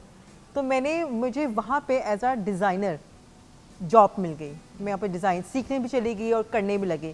करते करते करते करते मेरी 2000 से पे स्टार्ट हुई, और एक टाइम था कि मैं 40,000 वहाँ पे मैट्रिक के बाद कमा रही थी। मैट्रिक के बाद सोचो 40,000 आप कमा बिल्कुल रहे हो। कम एज में। फिर मेरा एकदम एक्सीडेंट हुआ था, ये तीनों उंगली मेरी ज़ाया हो गई थी, सीधा हाथ वो भी। और जब ये सीधा हाथ मेरा ज़ाया हो गई, तीनों उंगली मेरी ना हाफ टूट गई थी। जाया का ऐसे हुई, वहीं की वहीं है। अब तो आ गई हुई है मेरी डॉक्टर्स ने कहा था कि ऑपरेट हुआ था बाकायदा जिना हॉस्पिटल में। डॉक्टर्स ने कहा था आपकी जो फिंगर्स हैं टेढ़ी मेढ़ी आएंगी, नेल्स नहीं आएंगे, पर ऐसा कुछ भी नहीं हुआ। अल्लाह का वो शुक्र है। इसलिए क्योंकि मेरी माँ मुझे ना नमाज पढ़ती थी, सामने बिठा के ना फूंकती रहती थी, वो रोती बहुत थी क्योंकि जवान बेटी, ऊपर से सीधा हाथ, ऊपर से मेरा सब कुछ खत्म हो गया। हुआ कैसे इसमें? मेरा ना दरवाजे में जोर से हाथ आया और वो टूट गई, फिंगर्स टूट फिंगर्स जो हैं। तो मैं तो उस टाइम बिल्कुल हाथ ही तो यार दूसरे दिन आया हुआ होता है दरवाजे में, कभी ऐसे- पाँव आया हुआ होता है दरवाजे। ऐसे ही है। तो मेरी उंगलियां भी जिंदगी टूट तो जाती हैं। खत्म थी, मैं सब कुछ खत्म, ना मैं जॉब करने के काबिल, ना मैं लिखने के काबिल। 6 महीने मैंने बहुत टफ टाइम बेड पे, और ब्लीडिंग ख़त्म नहीं हुई थी क्योंकि स्टिचेस नहीं लगे हुए थे, क्योंकि यहाँ पे लग नहीं सकते हैं, तो ब्लीडिंग बहुत होती थी, वीक हो गई। लेकिन फिर उसके बाद जब 6 महीने बाद मेरी जब नेल्स इतना सा आया, मुझे ऐसे से मेरी ज़िंदगी में पता नहीं क्या कोई बहार आ खुशी गई। बाहर आ गई। मैंने कहा मैं ये वैसे नेल है। कोई सियापा ऐसे तुम्हारे साथ नहीं हुआ? बहुत से आप हुए हैं मेरे साथ। मेरी कुछ मेरे- ऐसे केस भी होते हैं मेरे ना family दोस्तों में, मुझे ऐसे कहते भी हैं, केस होते हैं। सदमैन हो, तुम ऐसे बड़े मसले हुए हैं। जब नेल्स इतना सा आया तो मुझे जिंदगी मिल गई। मैंने कहा बेटा अब तो मैंने अपने फिर प्लेटफॉर्म पे आना है और फिर काम करना है, रुकना नहीं है। रुकना नहीं है। फिर मैंने हाथ चलाती रही। आपकी कोई मोटिवेशनल स्टोरी, मेरी कोई मोटिवेशन ऐसा वक्त जब सोचा हो कि यार नहीं हो सकता मगर करके दिखाया हो? एक तो आपने बताया ना करियर का। अम्मा ने मेरी जो अम्मा है माशाल्लाह, वो मुझे बहुत मोटिवेट करती हैं, बहुत ज़्यादा। एक वक्त ऐसा आया था कि मैं हार गई थी, मतलब मैंने कहा था नहीं यार मैं ये नहीं कर सकती, लेकिन क्यों? फिर एक नहीं क्यों आया था ये स्टेज? क्यों actually- अंडरस्टैंड करना बहुत जरूरी होता है। क्योंकि मैं अकेले रहने से डरती हूँ। मुझे तन्हाई से डर लगता है। तो जब हम बात सबको मेरी लगता है फैमिली मेरी पे आई कि मैं फैमिली को छोड़ के कहीं दूर जाके रहूँगी, तो वहाँ मैं डर गई थी। तो मेरी माँ ने मुझे बोला कि यू आर अ ब्रेव, तुम बहुत ब्रेव हो, जब तुम लाहौर रह सकती हो तो तुम कराची भी रह सकती हो। बस फिर उनकी ये बात सुन के मुझे एक हिम्मत आई, और मैं जब अल्लाह से बात करती हूँ या दुआ करती हूँ तो मुझे बहुत अच्छी गुड वाइब आती है और मुझे स्ट्रेंथ मिलती है उनसे। और फिर मैं कहती हूँ नहीं, जब मुझे एक गुड वाइब उनकी तरफ से आ गई है तो इट्स मीन कि मैं बहुत कुछ कर सकती हूँ। तो अल्लाह की तरफ से जब मुझे गुड वाइब्स आना शुरू हुई और मैंने अपनी ज़िंदगी में बहुत सारी कामयाबियाँ, बहुत सारी चीज़ों को मैंने अचीव किया अल्हम्दुलिल्लाह। है और अभी करना भी है। इंशाल्लाह, करना क्या है? Then I want to know your dream. मैं ख्वाब, ये एक तो होता है ना कि हाँ जी मैं अच्छे रोल्स करना चाह रही हूँ, ये करना चाह रही हूँ, जो एक टिपिकल जो बात होती है। ख्वाब क्या है? ख्वाब कुछ भी हो सकता है। ख्वाब ये भी हो सकता है कि आप एक ऑर्फनेज खोलना चाहते हैं, ये भी ख्वाब हो सकता है कि आप अस्पताल बनाना चाहते हैं, मतलब हजार और चीजें भी बंदा कर सकता है। What is your dream? मैंने ना अपनी लाइफ में कम एज में ये सीखा है कि अल्लाह ताला ने आपको इस दुनिया में भेजा है, किस लिए भेजा है? एक आम जिंदगी गुजारने के लिए। हाथ पाँव दिए हैं उसने, जिस तक के भी आए थे वो बिना आंखों के बहुत कुछ कर सकते, तो हमें तो अल्लाह ताला ने ठीक रखा हुआ है। तो मेरा ड्रीम था कि यार कि मैं अपना जिम बनाऊं। तो मैंने, आप यकीन करें, मैंने घर जाके ट्रेनिंग करवाना स्टार्ट कर दी, रात को पर्सनल ट्रेनिंग, बहुत दो जॉब्स की, जबकि अम्मी कहती रही कि अपनी सेहत देखो। लेकिन मैं एक था कि यार पूरा एक जगह बैठ जाऊं, कब तक नौकरियां करनी है, कब तक इसी तरह ये एक ही लाइफ, एक आम सी लाइफ। तो ड्रीम बड़ा था। तो मैंने बहुत पर्सनल ट्रेनिंग ली, घर में जाके ट्रेनिंग्स करवाई, सेविंग की, कमेटियाँ डाली। अम्मा को मंथली अपनी कमेटी डालती हो? मैं डालती हूँ। तो मैं नहीं डालती थी, लेकिन शर्त ये कि पहली 3-4 में से लेनी है। मैं वैसे सेविंग कर लेती हूँ, कमेटी डालने की जरूरत हम जैसे नहीं कर पाते ना। तो फिर उसके बाद आज मेरा अपना जिम है, और जब भी मैं एंटर होती हूँ मैं अल्लाह ताला कहती हूँ, अल्लाह ताला इसके काबिल नहीं थे जिसके काबिल आपने बना दिया। अब ये है कि मैं अपना जिम रन कर रही हूँ, और उसके साथ साथ मैंने अपनी अम्मी के साथ मिलकर एक बुटीक स्टार्ट की है, क्योंकि मेरी स्केच बहुत अच्छी थी, कीड़ा था, डिज़ाइनर थी। तो जब एक्सीडेंट हुआ तो फील्ड चेंज हो गई, क्योंकि मैं इतनी डिप्रेशन में थी, डॉक्टर्स ने कहा था कि आप जिम जाओ। भाई अंग्रेजी का एक मुहावरा है, don't put all your eggs in one basket. हम लोग जब शुरू में आए, जब when I was younger, I remember एक ही बात हर कोई कहता था, भाई एक काम करो, भाई एक काम करो, उस पर फोकस करो। दुनिया बदल गई है, इवॉल्व हो गई है, अब एक काम नहीं करना। अगर एक्टिंग कर रही हो साथ में होस्टिंग भी करो, उसके साथ कोई और चीज करो। बिल्कुल, रोजी रोटी सिर्फ एक चीज के साथ मत कनेक्ट करो। बिल्कुल। अच्छा, मैंने देखा जिम खोल दिया, मैं ठहर गई नहीं हूँ, अब कुछ नहीं करने को, बस खत्म। फिर मुझे हुआ यार डिज़ाइनिंग, फिर मैंने अम्मा के साथ मिलके फिर कमेटियाँ डाली, फिर पर्सनल ट्रेनिंग और पकड़ी, और मेहनत की, अम्मी ने मेहनत की, फिर हमने अपनी शॉप खोली। अब जो है हमारा जो कपड़ा जो ऑनलाइन बिजनेस था वो अब जाता है शॉप पे लगता है। तो सुबह मैं अपने जिम होती हूँ, उसके बाद मैं एक जॉब कर रही हूँ, यहाँ पर फ्लोर मैनेजर हूँ। उसके बाद मैं सीधा रात को 9 बजे जाती हूँ अपनी शॉप पे, रात को 10 बजे फ्री होती हूँ। फिर 10 बजे फ्री होकर गाड़ी में मैं ऑनलाइन क्लास ले रही होती हूँ, और घर पहुँच के मैं सेट करके खड़ी हुई होती हूँ कि बैठ के नहीं करवाना, खड़े होके हक लाल की कमाई और एक्टिव रहना है। उनको नहीं फील करवाना कि मैं क्या कर रही हूँ, कितनी थकी हुई हूँ और किन किन चीज़ों से घूम के आ रही हूँ। उनको टाइम दिया, एंड में मैं रात को ऐसे होती हूँ। लेकिन रात को ड्रामे के शूट वाला जो हाल होता है। हाँ, लेकिन मेरी अम्मी टांगे दबाए बगैर सोती नहीं है। अम्मी फिर पाँव दबाती? यस, यहाँ से तुम्हारी जन्नत ये मुझे लगता है शायद यहाँ पे जन्नत पक्की हो रही है, वरना बाकी सारी चीजें तो दुनियावी हैं। जैसे मेरे हाथ लगते हैं तो कहती हूँ मुझे सुकून मिलता है, मुझे नींद आती है। समटाइम थकी हूँ तो वो कहती हैं कि मत ठीक है। छोटी होती थी मेरी दादो पाँव दबाती थी। स्वीट। तो मैं कहती हूँ शायद मैं, अच्छा मुझे कुछ चीज़ चाहिए ना जुगन, मेरा एक माइंड है, अल्लाह ताला मैं पाँव दबा रही होती हूँ, प्लीज़ अल्लाह ताला ये देखें, ये मैं कर रही हूँ तो मेरी भी बात सुन ले, यकीन करें बात पूरी हो जाती है। Allah, I am telling you. So what about you? मेरा क्या ख्वाब है, ड्रीम क्या है? चाहे बचकाना हो, आई वांट टू नो अंदर की बात। देखो सारे ही बैठ के वो बातें कर लेते हैं टीवी पे, जो आई मैशा, दिल की बात बताओ। मेरा जो ड्रीम है कि मैं, अल्लाह ताला मुझे इतने पैसे दे दें, इतने दे दें कि मैं एक NGO बनाऊं, और वो भी मैं ऑर्फन लोगों के लिए बनाऊं जो गरीब लोग हैं, और मैं उन लोगों को इतना अच्छा खाना खिलाऊं, मतलब मैं उनकी हर ख्वाहिश पूरी करूं। जितने भी गरीब लोग हैं, एक ऐसा प्लेटफॉर्म हो मेरे पास, मैं जिनकी मदद करती हूँ, जहाँ पे छत मिले, खाना मिले, उनको छत मिले, मेडिकल खाना फैसिलिटीज मिले, सब कुछ मैं उनको देना चाहती हूँ। मेरी ये ख्वाहिश है, मेरा ये ख्वाब है। और मेरा ख्वाब है कि मैं अपना एक प्यारा सा छोटा सा घर वही बना कहने लूं। लगी थी अपनी जात के लिए कुछ करना है, अपनी जात के लिए कि मेरा एक प्यारा सा छोटा सा ही घर हो, जिसमें मैं और मेरी माँ बहुत खूबसूरत ज़िंदगी मुझे लगता है जब आप किसी के लिए सोचते हैं ना, अगले पल अल्लाह ताला आपको दे देता है। एक सोचना आपके लिए कितना अच्छा साबित हो जाता है। ये मेरा एक ड्रीम तो है ये जो बड़ी मैं अच्छी पूरा चीज़ है। करना चाहती हूँ और इंशाल्लाह इसको पूरा करूँगी। आजकल किन प्रोजेक्ट्स पे काम कर रही हो? आजकल मैं प्यारे नीमू कर रही हूँ और ट्रांसजेंडर कमिंग सून जोकर आ रहा है इजाज़ असलम के साथ, और एहसास ड्रामा भी मैंने किया है। नाम मेंशन कर सकती हूँ। आप ड्रामों के नाम ले सकती हो, ड्रामास के नाम। डायरेक्टर्स के साथ जिनके साथ अच्छा एक्सपीरियंस हाँ। रहा, कॉलीग्स। एक्चुअली मैं इजाज़ असलम के साथ मैंने किया है और सलीम मिराज के साथ मैंने किया है जोकर ड्रामा है, उसमें एज अ वाइफ भी आई हूँ। एंड प्यारी नीमो में मैं यही NGO वगैरह इनका सब कुछ मैं कर रही हूँ, उसमें सेकंड लीड कर रही हूँ उस पर मैं। और फिर किन डायरेक्टर्स के साथ काम करना अच्छा लगता है? मतलब अभी किन तक डायरेक्ट- सबसे अच्छा एक्सपीरियंस किस डायरेक्टर के साथ रहा? सबसे अच्छा एक्सपीरियंस किन कॉलीग्स के साथ रहा, किन एक्टर्स के साथ? एक्चुअली जिब्रान है, एक्टर हैं, बहुत अच्छे हैं, बहुत बहुत बहुत अच्छे ही हैं। Is a very nice person. Zeba Ali के साथ बहुत अच्छा एक्सपीरियंस रहा, उन लोगों के साथ काम किया, बहुत मज़ा आया। और जो डायरेक्टर हैं और प्रोड्यूसर हैं बाबर जावेद के साथ बहुत अच्छा लगा काम करके, बहुत अच्छे हैं मेरा वो। भी शुरू का काम बाबर जावेद के साथ था। हाँ। वंडरफुल एक्सपीरियंस, बहुत अच्छा और है, बहुत सीखने को मिलता है। बहुत कुछ। और इसके अलावा खलील सर के साथ काम किया था, अमेजिंग, बहुत अच्छा सिखाते भी हैं, डायलॉग डिलीवरी बहुत अच्छी बताते हैं कि इसको कैसे डिलीवर करना है, कैसे बोलना है। मैंने उनसे बहुत सीखा, मतलब ये डायरेक्टर एंड प्रोड्यूसर से मैंने बहुत कुछ सीखा है, जिनके साथ मैं काम कर चुकी हूँ। शहजाद रफ़ीक के साथ भी मैंने काम किया, मतलब अभी मैंने बहुत सारे लोगों के साथ काम कर लिया, अल्हम्दुलिल्लाह, अल्हम्दुलिल्लाह। और बहुत अच्छा एक्सपीरियंस रहा। What about you? सबसे ज्यादा सपोर्ट काम की कैपेसिटी में किसने दी?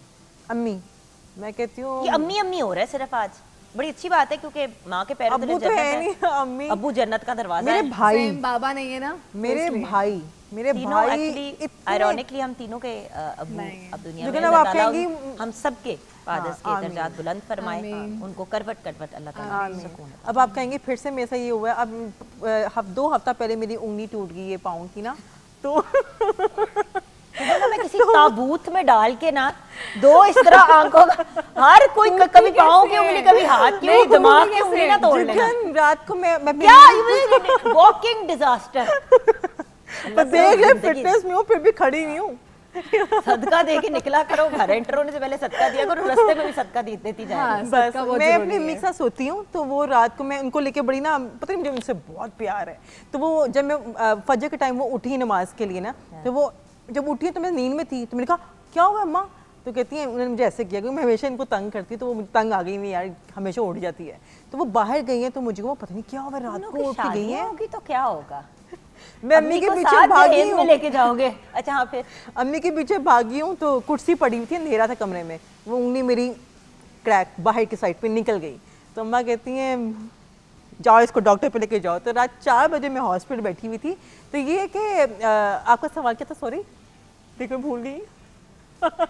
मैंने कहा था काम में सबसे ज्यादा किसने सपोर्ट किया, तो उसने अम्मी। कहा कि मेरी टूटी हुई उंगली ने सपोर्ट की। उंगली खराब थी मेरी, मैंने कहा अम्मी ने तो रात सुबह के 4 बजे बेइज्जती करके कहा कि जाओ अपनी उंगली ठीक कराओ। बहुत की। तो मैंने कहा मैं 1 हफ्ते के लिए ना बेड रेस्ट पे हूँ। तो मैंने कहा नहीं, कल से जॉब पे जाना है और वही रूटीन रखनी है, पाऊँ तभी ठीक होगा। तो वो मुझे उन्होंने बड़ा धक्का दिया, मुझे बड़ा बुरा लगा, अम्मा ने मेरा ख्याल नहीं किया, अम्मा ने ये नहीं किया। फिर समझ आई, उन्होंने बिल्कुल सही की है। आज यहाँ बैठी हुई हूँ, मैं घर में बैठी होती। यू सी, यही तो चीज़ है कि अपने आप को आपने मोटिवेट करना है। अगर अपनी ज़ात को खुद नहीं मोटिवेट कर पा रहे तो फिर हम उन लोगों को ऐसा सहारा देखते हैं जब हम किसी से ओपिनियन पूछते हैं। माँ बाप, कुछ हद तक भाई बहन भी, औलाद भी सपोर्टिव बात ना करे या नेगेटिव बात कर दे तो व्यूअर्स दिल भी बहुत दुखता है और इंसान डीमोटिवेट हो जाता है। और जो ऑलरेडी डीमोटिवेट हुआ होता है वो तो बिल्कुल ही चीज़ समझे, वो छोड़ देता खत्म है, भाई। बिल्कुल। अगर फिटनेस के पॉइंट ऑफ व्यू से भी देखो, अब आपसे जो मैं बात करी थी बिल्कुल शुरू में जो हमने डिस्कशन शुरू की कि देखो हम लोग हम कहते हैं एक्सरसाइज करने के लिए निकलते सारा कुछ, 2 हफ्ते गुजरे, आगे से घर वालों ने कहा तुम्हें तो कोई फर्क नहीं फर्क नहीं पड़ रहा, बहुत हालत बुरी देखो चीज़ है। अपनी, तो अगला बंदा जो कर भी रहा होता है वो भी छोड़ देता वो भी है। छोड़ होता है ना, ऐसा ये ऐसा होता मेरे साथ तो बहुत होता है। जो कि मुझे ना उर्दू में बोलते हुए ना थोड़ी सी ना गड़बड़ हो जाती है, बोलते बोलते मैं बहुत जल्दी बोलती हूँ, अल्फाज जर्मन खा बोलती हो? जाती हूँ, खा जाती हूँ, अराई हूँ ना, अच्छा, तो तेज- लाहौरी रे का इशू चलता है, तो मैं गलती बहुत कर रही थी। मेरे भाई ने कहा बेटा फिटनेस तो तुम ट्रेनिंग करवा के करती रहती हो, ज़रा बोला भी करो। मैंने कहा मैं नहीं बोल सकती। मेरे भाई ने कहा बेटा कल से तुम बोलोगी और तुम्हें मैं स्क्रिप्ट लिख के देता हूँ। मेरा छोटा भाई एक तो आपकी फैमिली का आपको मोटिवेट करना बहुत ज़रूरी है। मेरे भाई ने मुझे किया, मेरी अम्मी ने किया, तो मुझे, मैं कहती हूँ चाहे मुझे कुछ भी कोई कह दे, मैं यहाँ से सुनूंगी, यहाँ से निकाल दूंगी। हाँ, तो क्योंकि ये यहाँ से सुन के जब यहाँ चला जाता है ना अंदर स्यापा पड़ जाता है, तो यहाँ से युप करके सीधा बिल्कुल, सोचे मेरी कि family सीधे आप जा साथ रहे हैं है, मोटरवे के बिल्कुल। ऊपर, युप करके निकल जाए, इधर नहीं जाने देना, इधर जाना है, ओके। बिल्कुल। So girls, thank you so much for joining us. Thank you, absolute pleasure having you on the show. Thank you so much. आज का व्यूअर्स पॉइंट बड़ा सिंपल था कि डू नॉट गिव अप। और जब हम डू नॉट गिव अप की बात करते हैं तो किचन में खाना बनाना भी एक मिशन होता है, और स्पेशली हमारी शेफ़ जो बहुत एहतियात से और एक प्रॉपर हेल्दी प्लेटर आज उन्होंने तैयार किया। भाई जुनैरा, आज आपका भी दिल खुश हो जाएगा। जी बताइए क्या बना? जी बिल्कुल रेडी है। Chicken steak with mushroom sauce and sautéed carrots and some mashed potatoes. अब आप इसमें से अगर बहुत ही ओवरली पर्टिकुलर होना चाहते हैं तो मैश पोटैटोस निकाल के ब्रोकली डाल दें, ब्रोकली डाल दें। या आप कॉलीफ्लावर का मैश भी बना सकते हैं, गोभी का भी आप मैश्ड पोटैटो वाली चीज़ बना सकते हैं। ऑलमोस्ट सिमिलर कंसिस्टेंसी हो जाती है। थैंक यू सो मच बेटा, it looks fabulous. Thank you. और वही वाली बात है ना, खाना पहले बंदा आंखों से खाता है, फिर उसको स्मेल करता है, तो दिखने में अच्छा हो तो चाहे वो स्टेक क्यों ना हो, it can be quite delicious. बिल्कुल। सो आज का एक हमारा जो गोल और मिशन था मॉर्निंग एट होम में, वो ये था कि गिव अप नहीं करना, हिम्मत नहीं हारनी। ज़िंदगी में कुछ भी हो जाए, आगे बढ़ते रहना है, गिरे उठना है, डस्ट ऑफ करें और चलते रहें। ज़बरदस्त। कामयाबी रब देने वाला है, इर्द गिर्द के लोग नहीं। माँ बाप के साथ पॉजिटिव एटीट्यूड रखें, माँ और बाप से दुआ लेके घर से निकलें, अगर कोई नाराज़गी गिला है उसको रिजॉल्व करें और फोकस के साथ आगे बढ़ें। अल्लाह ताला इंशाल्लाह हर इंसान को उसकी जायज़ ख्वाहिशात पे कामयाबी ही देगा। अपना ख्याल रखिएगा। खुदा हाफिज़।